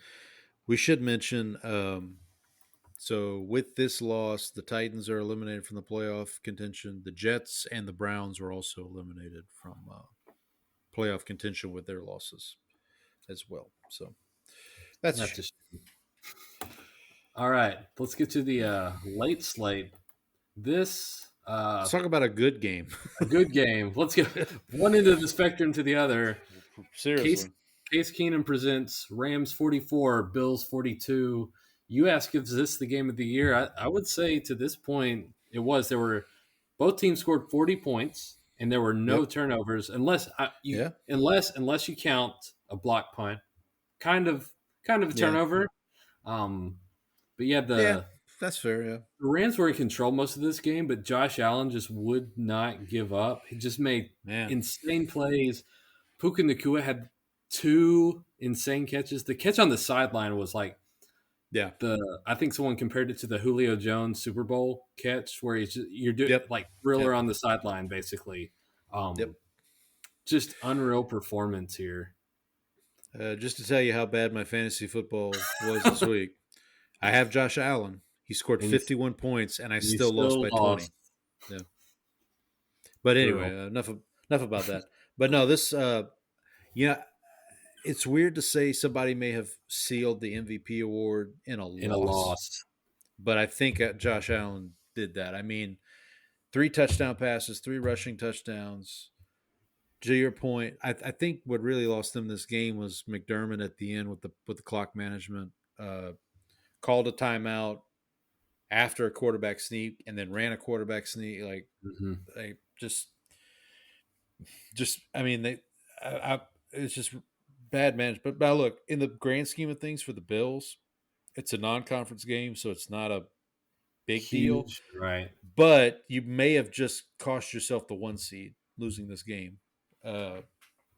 Potentially, Well, you may have cost yourself the 2 seed too. You may have cost yourself the 2 seed because we just talked about you got the Lions. Steelers, and I think the Rams like basically I think both quarterbacks were just like on one in this because both quarterbacks made some like insane throws. Like Stafford was hitting guys up the seam with just like perfect passes.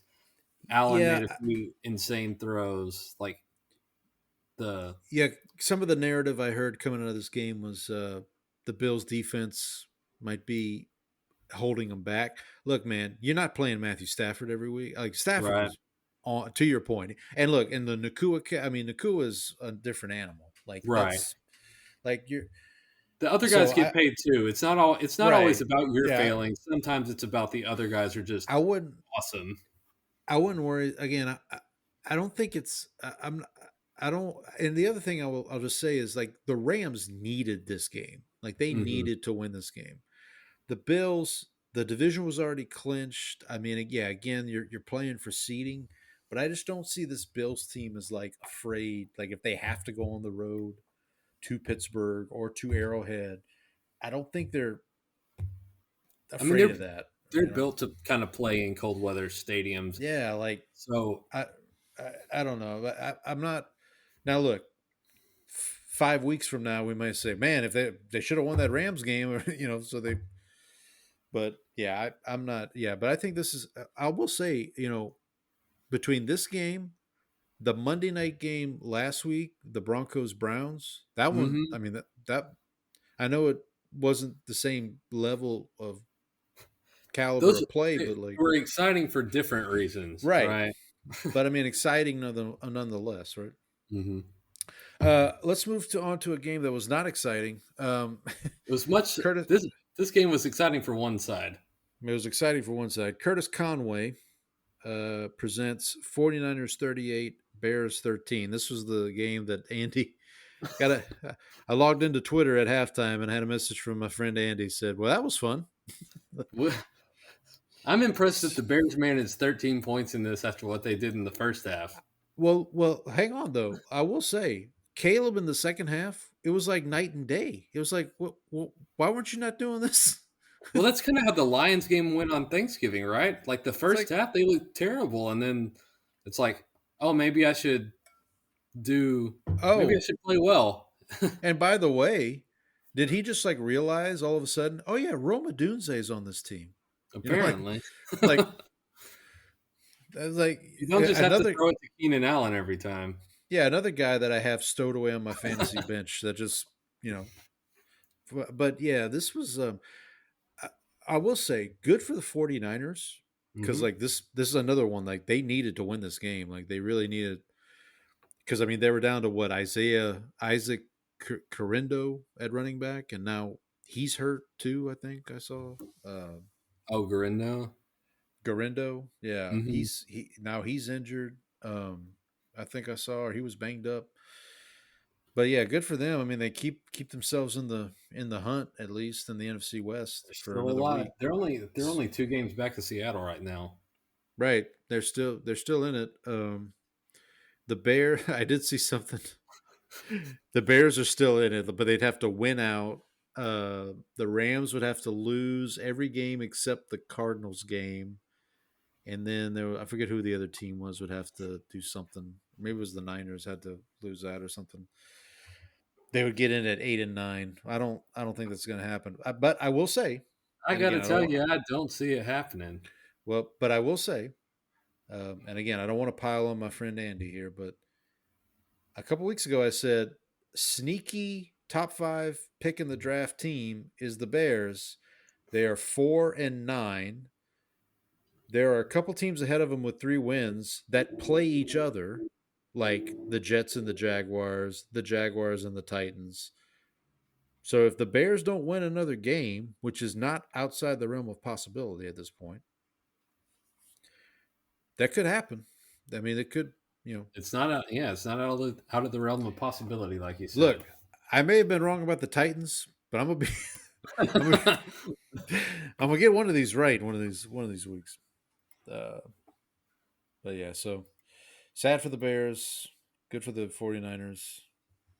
I mean, there's Let's a move lot on. of teams at 3-10. A Yeah. lot. Well, yeah, that's what the stock exchange guys they were talking about. That they're like, you could win 6 games this year and pick 13th. It's like, As a Cowboys like fan, I am well aware of that. right. Well, yes, I'm a Saints fan too. Yeah, I mean we ain't. All right. Final game of the late slate. Dwight Freeney presents Seahawks 30, Cardinals 18. We both took the Seahawks plus the 2.5. This was my upset pick. Um, really impressed with the Seahawks run game in this. Charbonnet really was able to get things going. Um, I think that plus the turnovers, Kyler had a couple of pretty bad decisions that ended up kind of putting the Seahawks in good Yeah, position. Really turned out to be the difference in this one. And then the Cardinals cut it to 9 in the second half, but then just couldn't seem to get anything after that. So Seattle was able to put it away with yeah. another field goal. I hate to say it, but I think this doesn't eliminate the Cardinals altogether, but it kind of does because the Seahawks now have 2 wins over them. Mm-hmm. They're a game up on them, so they're really, in a sense, a game and a half or 2 game, 2 games up on them. The Cardinals have lost several games in a row now too, right? They're on kind Yeah, of a they've skid. they've got some losses. We mentioned Miami earlier. That Miami game they lost earlier in the year, or did they win that one? Was that the one They won that 28-27, so it was close. that was the one? That was one of the ones where I turned my head and it was Oh like, yeah, wait, because what? we did Wait, talk what about that happened? one. Wait, what? Okay, so I thought they had lost that one, but yeah, they've the saving grace for the Cardinals. Their next 2 games are Patriots at home and then at Panthers. So if you can win those 2 and hope you get some help, maybe, but it's an uphill climb at this point, and I don't unless the Commanders are going to start losing some games. I don't see. I don't, and I think did they beat the Commanders? No, they lost the Commanders, so they got the Commanders have the tiebreaker over them. This is the Yeah, Cardinals, I mean. Cardinals have been But really streaky this year. So they started yeah, 1-3, or yep, no, and then they won one, lost one to get to 2-4, then win 4, lose 3. So they're on a 3-game losing streak right now, and they're starting to look kind of come back down to earth, is what it feels like right now. yeah, absolutely. Yeah, for the Seahawks, good for them. I mean, so they've got a big one this week with Green Bay. Mm-hmm. Uh, if they can win that, they can really kind of take a stranglehold on the division because they'll be one, maybe two up, depending on the 49er Ram result. Mm-hmm. And yeah, then they'll be cooking with grease, as it were. One silly thing I want to mention. So we talked about Timothee Chalamet earlier, right? Uh-huh. And we talked about, you just mentioned Zach Charbonnet. Charbonnet. Are you familiar with a Steely Dan song called Kid Charlemagne? That sounds familiar. Okay, so anytime I hear Chalamet's name or Charbonnet's name, I think of Kid Charlemagne, the song by That's Steely what Dan. happens if they had a baby. They would have I Kid guess, yeah. Charlemagne. I guess I don't know, but if you heard the song, if you ever hear that song, you'll know why. I think. All right, let's move on to Sunday night. Chase Daniel, Saints legend, Chase Daniel, presented Chiefs 19, Chargers 17. With this win, the Chiefs secure the AFC West for the ninth year in a row, which is obscene, but it is what it is. Uh, this is typical Chiefs game. Their opponent thinks they got them. The Chiefs always have them right where they want them, which Yep. is you know, and Chiefs on their third kicker this year, I think, or their second or third kicker, because Butker got hurt, and Was I hurt, think and the other guy got hurt too. I think the right. other guy So was also spent some time with San Francisco when Moody was hurt as well. yeah, was it Wright, Matthew Wright, maybe, or Yeah, something like that. anyway, but yeah, look, this is another one where the Chiefs win, they clinch the division. I'm not worried about the Chargers, but what I will say is their schedule tightens up a little bit here next couple of weeks, and I think Herbert. They had a little scare with Herbert early in the game where his leg got. Yeah, they had to tape his ankle Yeah, early he's in the kind of game. hobbling around for a little while too. Yeah, but they've got Tampa Bay this week at home, and then there's a big Thursday night game against the Broncos. The following on a short week against the Broncos, and the Broncos will be coming in, um, playing well. Then they finish the season at Patriots, at Raiders, so that's Two winnable games there, so they should be able very. to get to at And least 10, right? I think if you get to 10, you're in. I think. Yeah, especially with Get the next closest teams are Indianapolis and Miami. We don't Yeah, feel particularly confident in those teams at the moment. yeah. I don't. And then Cincinnati, I guess technically we'll talk about them in a minute, but like Cincinnati would basically have to win out. But I don't think they could catch the Chargers. I think they maybe could catch the Broncos, since Cincinnati, that is. Yeah, But the Chargers feel like this is. I mean, it's a good turnaround story, and they've yeah, played well. The defense has played well. The offense is still like they're still like a couple of years away from having all the yeah. pieces. Like they don't have they're playing well. Well, They're outplaying their talent level at this point.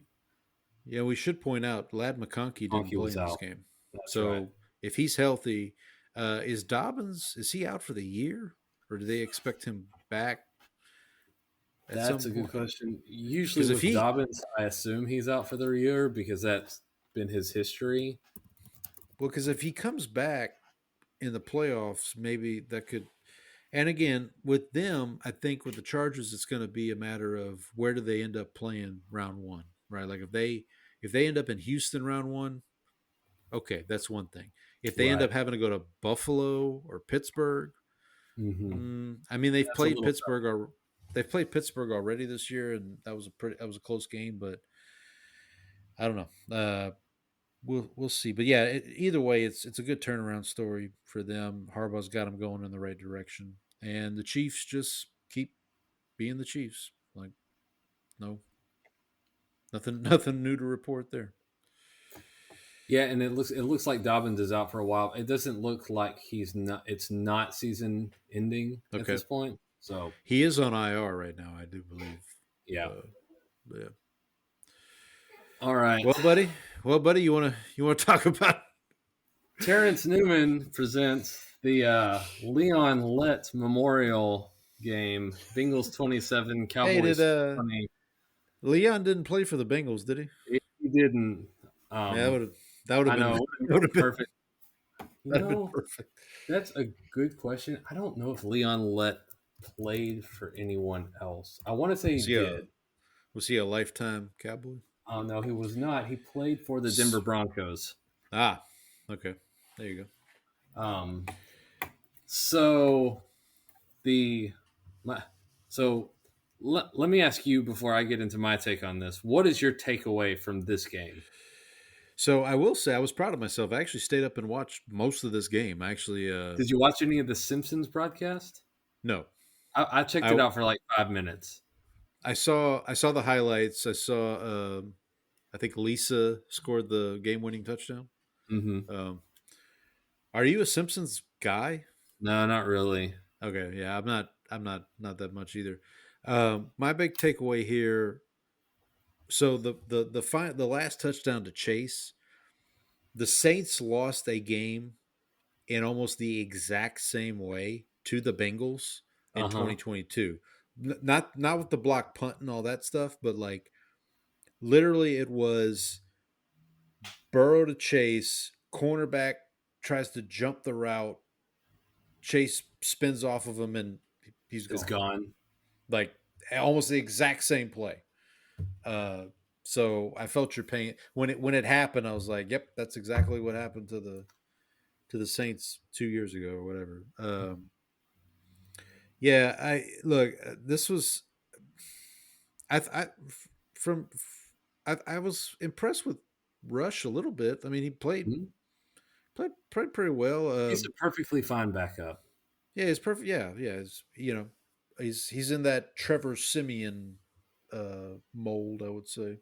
Mhm. Um, but oh, and by the way, that Bengals game the Saints lost. You know who the Uh huh. quarterback was for the Saints that night or that day? Jake Our, Hander. our no, it was our old friend Andy Dalton. Ah, This was in Ben's the game. this was in the Dennis Allen first year. Jameis was hurt, and Andy came in, and yeah. Anyway, but no, look, the Bengals. I keep waiting for them to kind of like impress me, and they just don't. Um, their offense is very good. I mean, like we know what they are on offense. Their defense is. I was watching the Manning cast actually, and Belichick was on there in the first half, and he looked Disgusted. pretty he looked pretty disgusted a couple times. It's like, Yeah, so like so my yeah, my takeaway here is more that the Bengals are not very good. If your team needs a miracle bounce on a block punt to beat Cooper Rush, you're probably not very good. yeah. So are you familiar with the Leon Lett game that I've Oh yeah, referenced? oh yeah, yeah.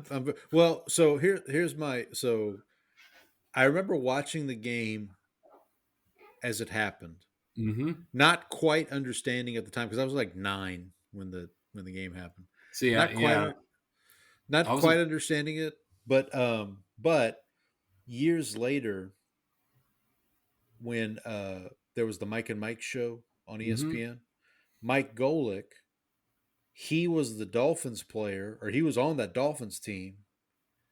And I remember they did a whole thing because there was a similar play in a game, and like he went through and explained what happened in that game. So that's what I always think of when I think of the Leon Lett play. It's like, oh yeah, Golick's on the Dolphins in Mm-hmm. that play. So You know the I feel bad for the guy who actually like touched the ball too because he was called right, up from the practice squad yeah, for this game because the Cowboys have yeah. had so many defensive back injuries. Um, you know, And I don't know. I didn't watch it closely, but I don't know if it was more of him just like reacting. I don't. it bounced right at him like it Right. was. So it's like What else am I supposed to do? right. And here's the thing: if he catches it and runs it in for a touchdown, he's a hero. But Right. because it like just happened to hit not right, and Mm-hmm. so yeah. And then what's your thoughts about Micah? Um, walking off. I don't have a. I mean, he was upset. I mean, Yeah, why, yeah. he didn't do it. I don't think it was a bad sportsmanship. I think he was upset that they lost the game because I thought the defense actually played pretty well, all things considered. Yeah, Like, yeah. so I was really happy with that. I think the offense had some struggles in the red zone that caused problems. I actually felt like Dallas probably should have won this game. Because Um, they had just gotten a stop. That's the thing is like your right. defense made a stop to get the offense the ball And back. and you And blocked the punt. I mean, like yeah, you're going to get the ball at the Cincinnati 30 at worst 35. right. Like so. Like, well, I will say one thing the Mannings kept harping on is for the Cowboys was they need to run the ball more. Like Rico He had was 7 yards a carry at one point in this yeah. game. Like Like he looked awesome. Maybe we should have been starting this guy from the beginning of the season, but what do I know? my hey, my cousin deserved playing time. Okay, Oh, yeah. What's great though is I told you that I needed Joe Burrow to save my fantasy season. Well, Joe Burrow right. did enough, Okay, but the team I was playing, the team that was going head to head in the standings on another game, yeah. they won too because T. Higgins did nothing, and the guy who Mm. was playing him had Lad McConkey in the lineup who did not play. Oh, So I was knocked that's out of the rough. playoffs despite the fact that this That's rough. happened. So All right. that Anything wraps else? it up. Anything else? No, I think Oh, you've got a roundup for the playoff story here yeah. for us. Let's just kind of talk about what's happened. So in the eliminated category, so this is kind of weird. So in the AFC, 6 teams have been eliminated from playoff contention: the Jets, the Browns, the Titans, the Raiders, the Jaguars, and the Patriots. Meanwhile, in the NFC, only one team has officially been eliminated, and that's the team that the Saints had to get a blocked field goal to beat, and that's the New York Giants. Um, on the other side of the coin here, 2 teams in the AFC have clinched. That's the Bills and the Chiefs, and they've also not just clinched the playoff spot; they've clinched their respective divisions, the AFC East and the AFC West. In the NFC, we had 2 teams clinch playoff spots this week: the Lions by virtue of their win over the Packers, and then the Eagles. We talked about this last week. There was like some funny scenarios where the Eagles could clinch. Well, one of those funny scenarios happened where, like, because the Lions won, combined with like the Cardinals' loss and I think the Falcons' loss too, Like a strength that of helped. schedule kind of thing. Yeah, it's a strength of schedule thing. So the Eagles have clinched a playoff spot. They have not clinched the division yet. We'll talk more about what they need to do for that here momentarily. So as it stands right now, so I just want to point this out in the AFC, 8 teams, their playoff fates, as it were, have been decided. So we've Mm-hmm. had 2 clinch a playoff spot and 6 have been eliminated, which means theoretically there are 5 spots available for 8 teams. And in the NFC, it's a little more wide open. It might get a little more clearer after this week, after we get through this week. So, with that in mind, let's get on to week 15. Like we said at the top here, no more buys. Nobody's on a buy. And I also mentioned earlier, these games are going to be brought to you by Coaching Immaculate Grids. We need to talk to the folks at Immaculate Grid, see if we can get coaches included in this setup here. The one that really gets me every time is like the Hall of Fame one. I want to I always want to use Tom Landry as one, Right. but he went in as a coach, not Not a a player. player. No. Yep. All right. So let's start with the Thursday night game.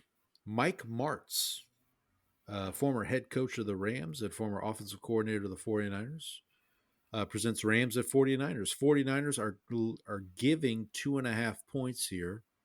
So 49ers are coming off their win over the Bears. Rams are coming off their win over the Bills.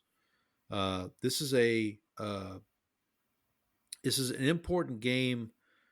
So the playoff implications here: if the Rams lose this game, that clinches a playoff spot for the Vikings. So the Vikings could be by the end of Thursday night. The Vikings could be in the playoffs here. I'm going to go with the Rams plus the 2.5 here. Um, just feels like I just feel like they're the better team. I know the 49ers just beat up on the Bears, but like I don't It know. was the Bears. It was the Bears, It was, yeah. And I just think the Rams are they're cooking right now, man. They've got I you know worry about. I just don't think San Francisco's got enough to put pressure on Stafford the way that they would need to kind of pull this one out. Now, if the yeah. 49ers get hot, don't let them get hot. Don't let them get hot. That's right. That's right. Now, uh, so yeah, we're both going with the Rams plus the 2.5 here. All right. Sunday, early in the early slate, we have Norv Turner, former Cowboys offensive coordinator and former Panthers offensive coordinator, Yep. facing off By the. by the way, real quick, he's a like an offensive assistant with the Raiders. Did you Oh, know that? I did not Yeah, know that. Oh, his isn't his son. son is there, right? So it's Right. the So Turners. I'm watching the Raider game the other day, or I happened to look at it was the Raiders and Tampa game, and they pan to the booth, and there's North Turner just sitting in the booth, like so yeah. Shout out to him, man. He's still going at it. All right. Well, he brings us Cowboys at Panthers. Panthers at home laying 1.5. I think we are both laying the 1.5 with the Panthers. Ladies and gentlemen, you heard that correctly. The Panthers Laying a are one point. and a half are laying points for the first time in 2 years. So I don't know what that says about the Cowboys, but I think that should tell you all you need to know about Cooper Rush, and it should also tell you something retroactively about the Bengals. fair enough. Real quick on the playoffs here. So if the Panthers lose this game, that will eliminate them. They are already eliminated from the wild card contention, Mm-hmm. Oh, they'd but have to win the division. because the NFC South sucks, they're still technically in the NFC South race. But if they lose this game, they're eliminated. Uh, either with a either with a loss here. I think an Atlanta win would also eliminate them, but yeah, a loss here eliminates them. For the Cowboys, if you guys lose and the Commanders win in the game we'll talk about next, then you guys would be eliminated from the playoffs there. Yeah. Speaking of the Commanders, Jim Haslett, former head coach for the Saints and a former defensive coordinator for the Commanders, presents Commanders at Saints. Saints are getting 7.5 points. They're taking 7.5 points. Real quick, do you know the coach I almost used for this? I actually had it written down. Was Jack Del Rio. Oh yes, that would have And been a good one. Oh, did you end up using him? well, the certain videotape came out a couple days ago that made me change my Ooh. mind. Did you not see his arrest tape from when he has DUI or Oh whatever? no, I didn't see the tape. I Oh, heard about the arrest. So didn't yeah, it was. not so great. Yeah, it wasn't. Yeah, we might need to let that. What was weird was a couple weeks ago when the arrest first happened. I was going to use him for patron saint Cowboy that week, and I was like, yeah, maybe not. Maybe not this We're week. gonna bail on that. Maybe we'll use Billy Cundiff this week. But anyway, so Commanders at Saints. Saints are getting 7.5. Looks like you and I are both laying the 7.5. Real quick on the Who playoffs. Go ahead. who's starting quarter? Hayner's going to start, right? I believe it's going to be Hayner. Like I said, Rizzi at his press conference today said they're not putting Carr on IR. They're going to treat it week to week. He hasn't officially named a starter. I would guess it's going to be. Look, at this point, you got to see what you have with either Hayner or Rattler. Technically, the offensive line's fully healthy now, so you could hopefully get a decent evaluation on I both think these guys. I may actually bet this game Really? like in actual terms, because it's just just, Good luck. no offense, buddy, but I'm gonna lay those points there. Um, for our playoff implications, a Washington win would eliminate Chicago. So sorry, Andy. Washington win eliminates Chicago, and as we mentioned a minute ago, would also eliminate Dallas if Dallas loses to Carolina. So moving on. Next The up, next, go ahead. Dick LeBeau, Bengals head coach, Titans defensive coordinator. Titans are at home getting 4.5. We're opposite on this one. You're going to lay the points with the Bengals. It's a dangerous game to play, Paul. I hadn't learned my lesson. I'm not. Well, I'm okay, not, hold on. You've learned Hold a on. different lesson. We've learned different lessons here. Yeah. You learned not Like- to trust Will Levis, and I've learned not to Right. trust the Bengals. This is a what do you want me to do? it's a movable object here. The stoppable force meets the movable object. We'll see who comes out on top here. Yeah, and real quick here, a Bengals loss combined with a Denver win would eliminate the Bengals from the playoffs. So this is a classic, like, Titans come out, they've just been eliminated from the playoffs. They technically have nothing to play for, like, and Will Levis maybe has the game of his life, or something silly.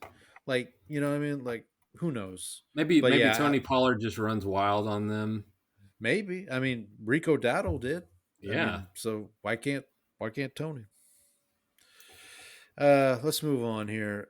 Vic Fangio, current Eagles defensive coordinator, presents Dolphins at Texans. Vic was the defensive coordinator for both of these teams once upon a time. He was with the Dolphins last year, and the players hated him, so he left. Yeah, that went over well. Texans are laying 2.5. From a playoff perspective here, a Texans win combined with a Colts loss would clinch the AFC South for the Texans. So congratulations to them if that happens. Also, so if the Texans win this game and the Colts lose, two things happen. The Texans clinch the South, and the Dolphins, this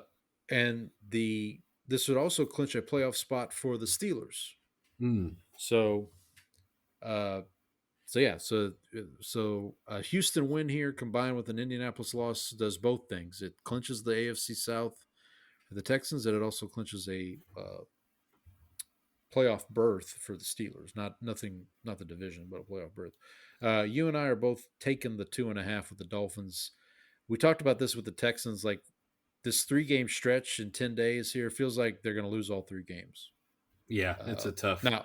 Now, whether or not the Colts take advantage of that, who knows? But I should also point out, it's funny how the Dolphins just seem to not get along with their defensive head coaches.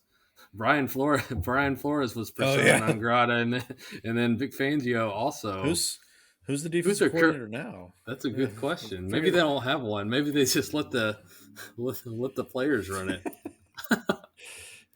Fine, you know what you're doing. You figure it out.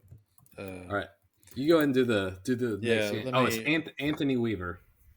Oh, that's right. Yeah, no, he former Ravens. His name came up. Yeah, his name came up as a possible Saints head coaching candidate because he's apparently well respected around the league. Another defensive coordinator, Don Wink Martindale, presents Ravens at Giants. Martindale was the defensive coordinator for both of these teams. Giants are getting 14.5 points, ladies and gentlemen. And if you think that's too many points, you're wrong. I can't believe the fact that the Giants went toe to toe with the New Orleans Saints. Oh, and you're not buying them as not buying into the hype there. Move along. Yeah, no. The did you like what I wrote for playoff implications here? None. I will say, Absolutely every now and then zero. the Ravens are coming off a bye and a loss, so I'll take them. But they have been known to drop just inexplicable. They lost to the Raiders this year. Okay. Okay. Let me ask this question. Yeah, that is true. They did lose to the Raiders. Would this be the biggest upset of the season if the Giants beat the Ravens here? It would have to be, right? I think so. Yeah. Have to be. Like, The I mean, and look, this is even if like I don't want to say that, but like barring like injury or something like that, yeah, this is this. There's the Ravens should this should be one of those. You're coming off a bye, you you go out, you take care of business, and you just move on. Like this is the Giants also no longer have their secret weapon, the Ravens kryptonite. One of the which few is one of the few NFC players who have oh, beat that's the right. Ravens was Daniel Jones, who is no That's longer with the right. team. He was the only NFC to beat Lamar. He's the only NFC quarterback to beat Lamar Until earlier this season. The Eagles beat him this week or a couple of weeks ago. Oh, that's right. That's right. That's right. Yeah. So yeah. So the NFC East is not kind to Lamar. yes. But yeah, no. And then we should also point out real quick with the Ravens, they're about to do the 3 games in 10 days shuffle too, because they're going to play the Texans on Christmas with the Steelers. They got the Steelers on Saturday and then the Texans on Christmas. So yeah, so let's move along here. You want to take the next one? Yeah, I really appreciate the pick you made here for this matchup. Nathaniel Hackett presents Jets at Jaguars. Who else could present Jets at Jaguars? I mean, Just so appropriate. Seriously. Hackett was an OC for both teams. The Jaguars at home are getting 3.5.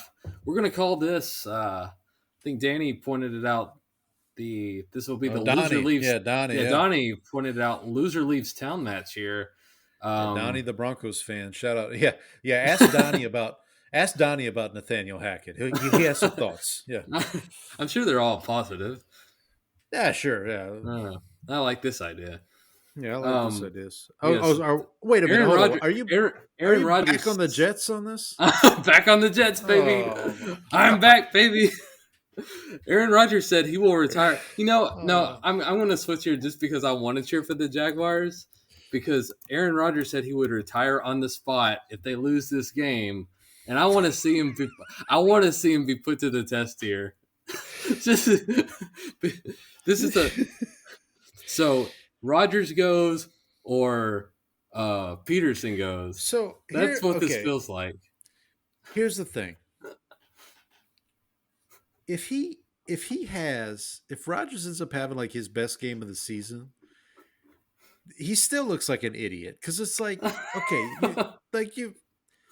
what are we doing here, man? Like, there's not a lot that could be done here where Aaron Rodgers does not look like an idiot at this point. But I mean, like, but I'm saying, like, okay, well, if we lose to the Jaguars, I'll retire. Well, you probably should retire anyway, buddy, because like, things have gone really well here.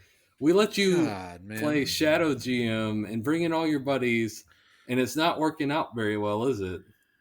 Oh my goodness! Look, I feel bad for Jets fans, man. Like I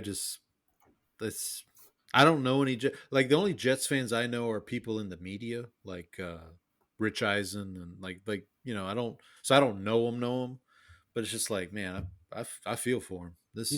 We were there to witness the high point of the Jets season. That's true. Watching the game at the bar, the Jets fan with other Jets fans as they were.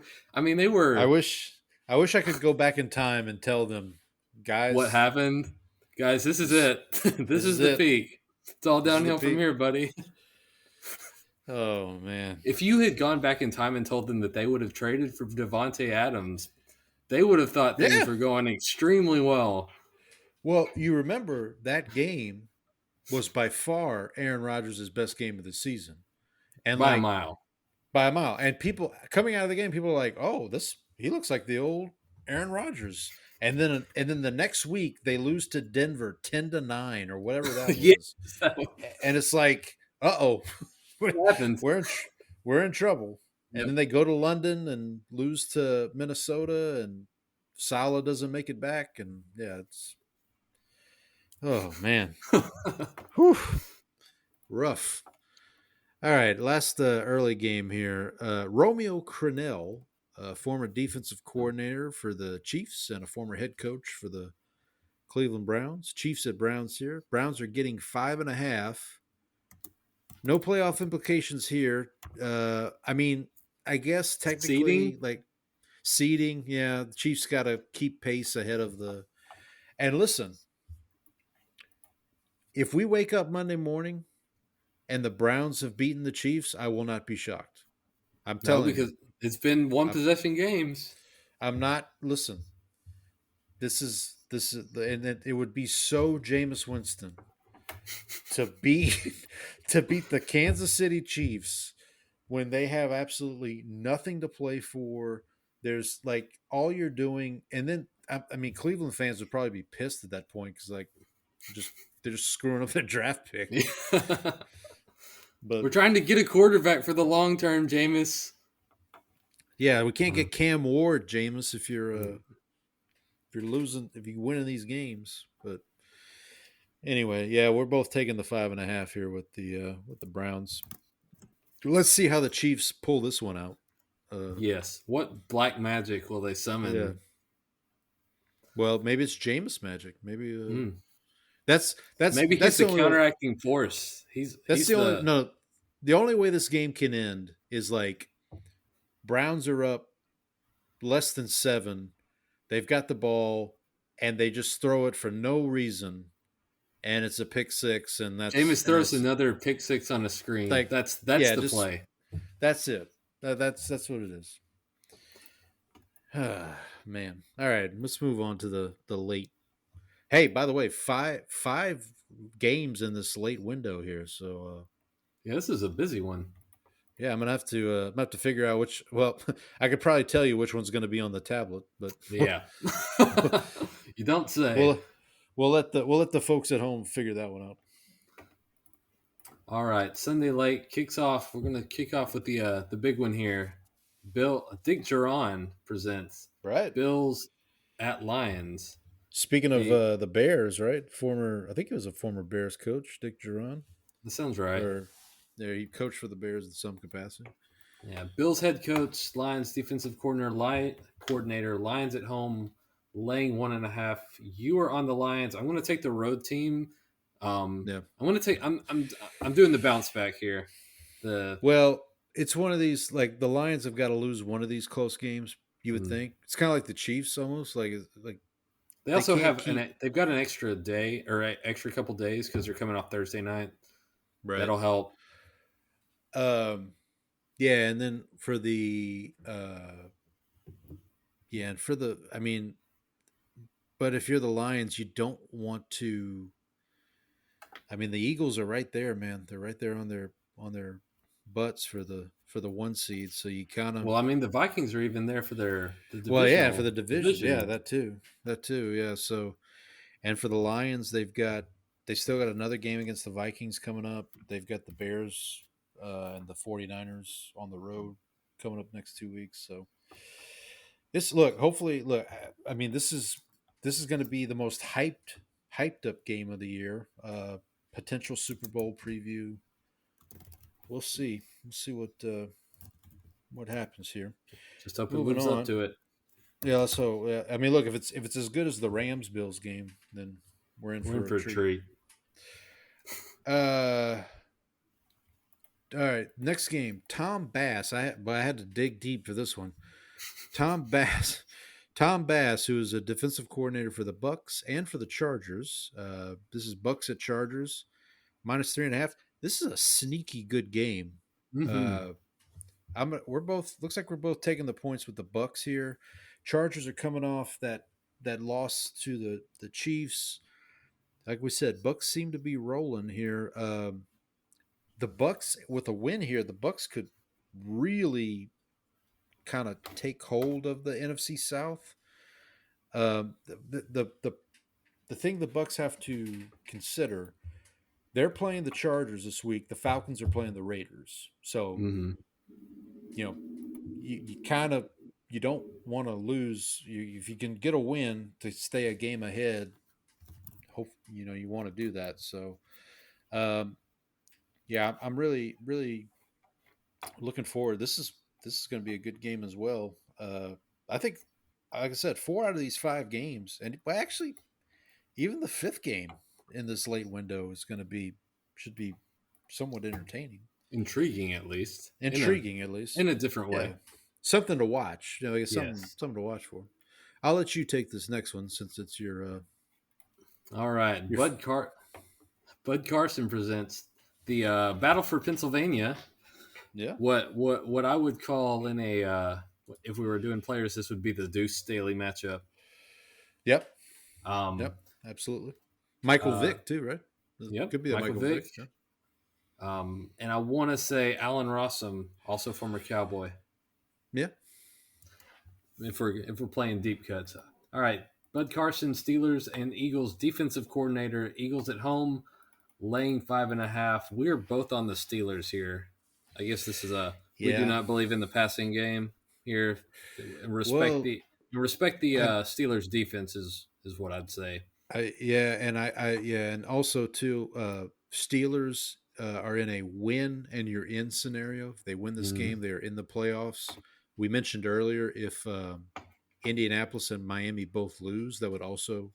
So they could start this game knowing, hey, we're in the playoffs already. Well, actually, no, sorry, because Indianapolis is playing at the same time. Mhm. But yeah, but look for the Steel. I think this is more for me. It's more of a.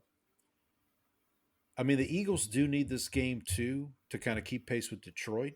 Right. But for the Steelers, man, I'm just been really impressed by how they've kind of handled how they've handled themselves over the season and also the last couple of weeks. I just really and maybe I hope I don't jinx them, but I feel like Yeah, they're they're one of the really teams. I feel like I've been a little higher on the Steelers than most teams, or a little higher on the Steelers than most people. right. I would say. That said, they did lose to the Cowboys. True. So Well, how good can you be? yeah. Well, you know, a It broke happens. clock is right twice a day, right? That's right. As long as there's no blocked punts.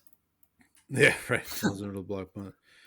All right, let's move on to another game here. John Fox, former Panthers head coach, Mm-hmm. but he's presenting Colts at Broncos. He obviously was the head coach of the Broncos when they won the Super Bowl back in 2015, and he was a senior defensive assistant for the Colts. A little more recent than that.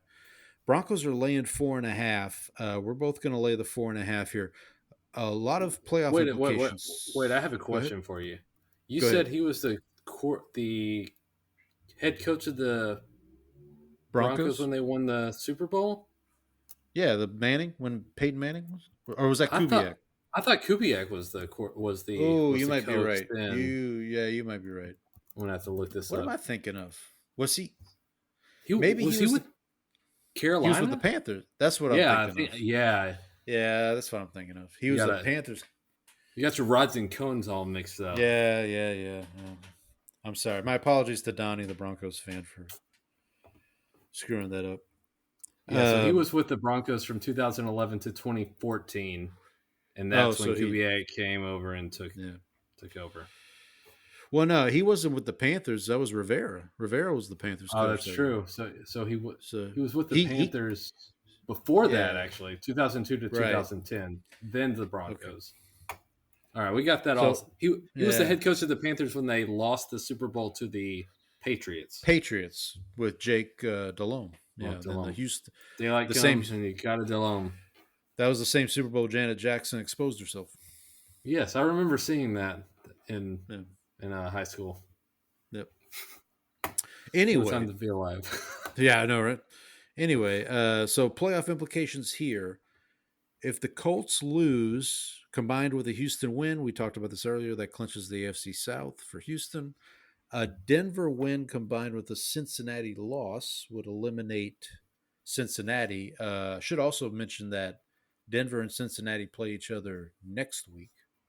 So Denver's got a couple. No, no, no. I'm sorry, not next week. It's the week after. Denver plays the Chargers next week, and then they play. So Denver's got a couple of games coming up here that are big playoff implications. We're both laying the 4.5.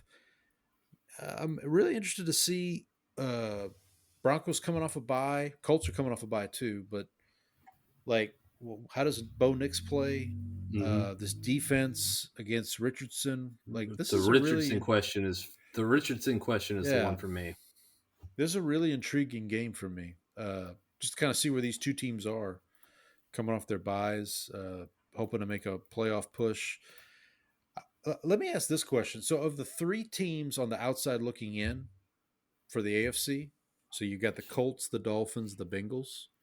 Which of those three, if I told you one of those three is going to make the playoffs, which of those three would you say is it? It's probably the Dolphins, just based on the fact that I kind of trust their offense a little more. Richardson's a little bit too hot and cold. The Bengals defense is so bad that I just don't trust them to be able. We've talked for weeks about them stringing wins together, and they've only gotten one, and that was a miracle win against Cooper Rush. So like, I don't see how I can buy into those other teams really. You're kind of salty about that one, aren't you? I am a little salty about it. I mean, I will say, like, that's the kind of game where if it's a good season, like it's a season where you have playoff implications, it ruins your whole week. This one, I'm just like, I'm a little annoyed. It's not going to ruin my whole week. All right, last late window game here. Fritz Shermer, Fritz Shermer, who's a defensive coordinator for both the Patriots and the Cardinals. This is Patriots at Cardinals. Cardinals laying 6.5. This is the game I was mentioning earlier. It's like, yeah, this is probably the tablet game. This isn't going to be on TV, but look, with the Drake, we love the Drake here. We do love the Drake. We, and then apparently Gerard Mayo's coaching for his job. I read that somewhere today. So maybe him and Will Levis can meet in the unemployment line. Yeah, well, yeah, maybe. I'm going to take the points with the Patriots here. I'm gonna lay him with the Cardinals. I don't feel good about it. I'm thinking this might be my upset pick. I'm not going to lock it in just yet, but like, I wouldn't be surprised if the Patriots go into, like, the Cardinals just kind of seem like there was a stretch there where I thought, oh yeah, this Cardinals team looks really good, and then to your point, last couple of weeks they just look flat, like just kind of come out like. Well, they had the Vikings on the ropes for a while, and then they just choked it away too. So that's like, I'm wondering if maybe if that Vikings loss for the Cardinals was kind of like the Hail Mary loss for the Bears, like a hangover thing, right? Like just like So we'll see. I mean, they are at home, but they need a win. The Cardinals need a win to keep pace. They can't get eliminated this week, but it could get early as it were for them. You want to take the Sunday night game? All right, Mike Holmgren, of course. I am the Walrus. Who else? Presents Packers Seahawks, head coach of both places. I believe led them both to Super Bowls. Yep. Did not win one with the Seahawks. Correct. Yep. The Seahawks are at home getting 2.5. I'm going to take the 2.5. I think we're both taking the Seahawks. I kind of like them right now. I like the way they're playing a little bit. Seattle's a tough place to play, especially at night. This is the rematch of the replacement ref game. The Fail Mary. Fail Mary, yep. Touchdown Seahawks. Playoff implications? Yeah, so Seattle, if Seattle loses, this would clinch a spot for the Vikings. So the Vikings don't play until Monday night. We'll talk about them. So Vikings could start that game knowing they're in the playoffs if Seattle comes up short here. Green Bay can get in, but it's they need a win and some help. So they need a tie. They need a tie Thursday night. So if the Thursday night game doesn't end in a tie, then this becomes Move. nothing for the Packers, basically. But if somehow the Thursday night game ends in a tie and the Falcons lose Monday night to the Raiders with a Green Bay win, that would get the Packers. But I will say the good news for the Packers is usually when you start getting these kind of scenarios, that means you're close to Locking it up. So if they can win this one, and they play the Saints next week, so that'll probably be that might be a playoff implication, a win in your end type scenario for the Packers. So we'll see. All right. First Monday night game, we got two. The first one, Yep. Brad Childress presents Bears versus the Vikings. He was an offensive analyst for the Bears and the Vikings head coach. The Vikings at home laying 6.5. We're on opposite sides here. I'm going to lay the points with the Vikings. You're counting on the Bears to turn it around here. Yeah, I guess I just didn't learn my lesson from last week, but this is one of those where like the Vikings have let teams kind of hang around, you know, and the Bears always seem, well, except for the 49er game last week, but like they always seem like they're just good enough to not win. Right. But this game is truly kind of a real implications here. So a Vikings win and they're in, assuming Seattle didn't lose on Sunday night, and a Chicago loss and they're out. So this is really, backs against the wall time. Yeah, so we'll see. If you're the Bears, I mean, you just want to see some competitive play, right? Like, like don't wait till the second half, right? To get it together. Maybe try from when the game starts. Yeah, let's try that. Huh? All right. Last but not least, Hugh Jackson presents Falcons at Raiders. He was a Falcons OC and he was the head coach for the Raiders. Raiders are getting 4.5. Paul, I wanted to mention this because in the show notes you wrote Falcons minus 45. That's a bold bet right there. What are the odds on? Nope. That would be like plus 1,200 or plus. That's got to be at least. That's got to be no. I would say you're looking at plus 10,000 over there. Yeah, on that one. So obviously the Raiders are eliminated from the playoffs at this point. Falcons are still in it. They need a win. This is the Desmond Ridder revenge game. But yeah, I'm betting on the Riddler. I mean, listen, if you're the Falcons and you don't win this game, you got to have a long conversation. It's like, especially with Kirk Cousins. Kirk, yeah, we're gonna need to have a talk. But I will say, I mean, the Raiders did show a little spirit against Tampa Bay last week. Maybe they'll show some this week against the Falcons. All right. Anything else for Week 15? No, that's it from my end. Now it's time for our George is getting upset. This is not good. Worlds are colliding. George is getting upset. All right, Brandon, what's your pick here? All right. I'm gonna go ahead and take the Dolphins over the Texans. I know the Texans are coming off a bye, playing at home, but just I feel like we've been a little unimpressed with the Texans this season. Dolphins will need to keep Tua upright because that's one of the things the Texans do pretty well is get pressure on the quarterback. But I'm going to take the Dolphins to pull the upset in Houston. Well, how about you, Paul? All right. You know what? I'm just gonna go for it. I'm gonna say Patriots over Cardinals. In that late window. Love the Drake. You know the one I really wanted to take though. The Jaguars over Ravens? Jaguars over Jets. Hey, I thought about that one too. Yeah, for sure. but I almost did. I kind of didn't because I didn't want to jinx it. Yeah, right. All right.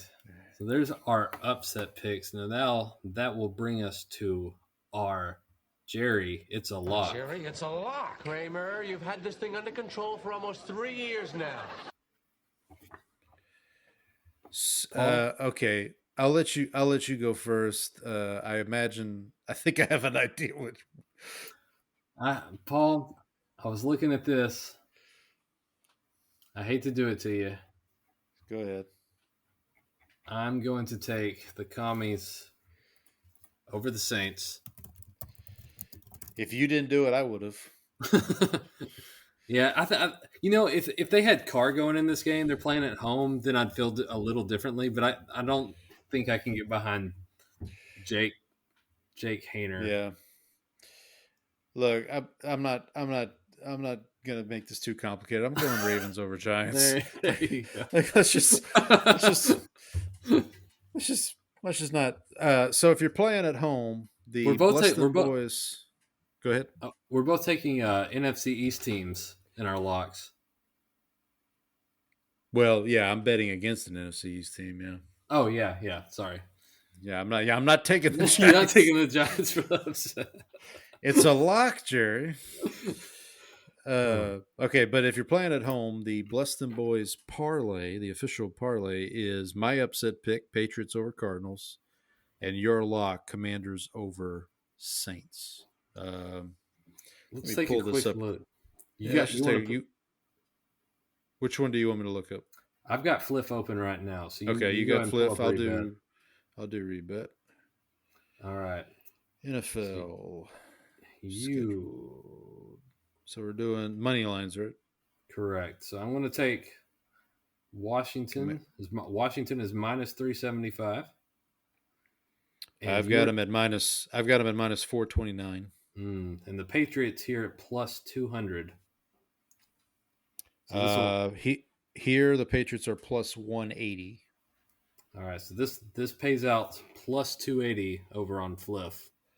Yeah, so it's a little less on rebet. It's plus 245. All right, I've put my wager in here. Yeah, I guess I'll put mine in here. Now, while I'm at it, I think I'll go ahead and bet Commies minus 7. Boy, if the Saints win, I'm gonna. You might not see me. We might cancel the show next week if that happens. The Saints. Well, no, that's not going to be. I was going to say that's not going to be the Festivus episode. That'll be a week before that. But it might make your grievances for the Festivus episode. It would absolutely make my grievances. You know what we should have led into the parlay section with. No, don't tell me. You're gambling again, aren't you? Well, with that in mind, is there any other stone cold locks you want to give out for the? I've got no action on. I'm cleaning up, trying to clean up some of my college basketball stuff for some of my numbers. So no New Mexico State bets right now. Is that why? That's why you needed New Mexico State so bad. You were trying to. That's right. Oh man. Paul, you got anything else? No, I don't think I got anything else. So when we talk to you next week, might have a couple more teams locked into the playoffs. Steelers and Vikings are winning in scenarios. Got some eliminations possible too. Got some eliminations possible. So Houston's a win and needs some help. But yeah. But until then, happy football, everybody. Happy football.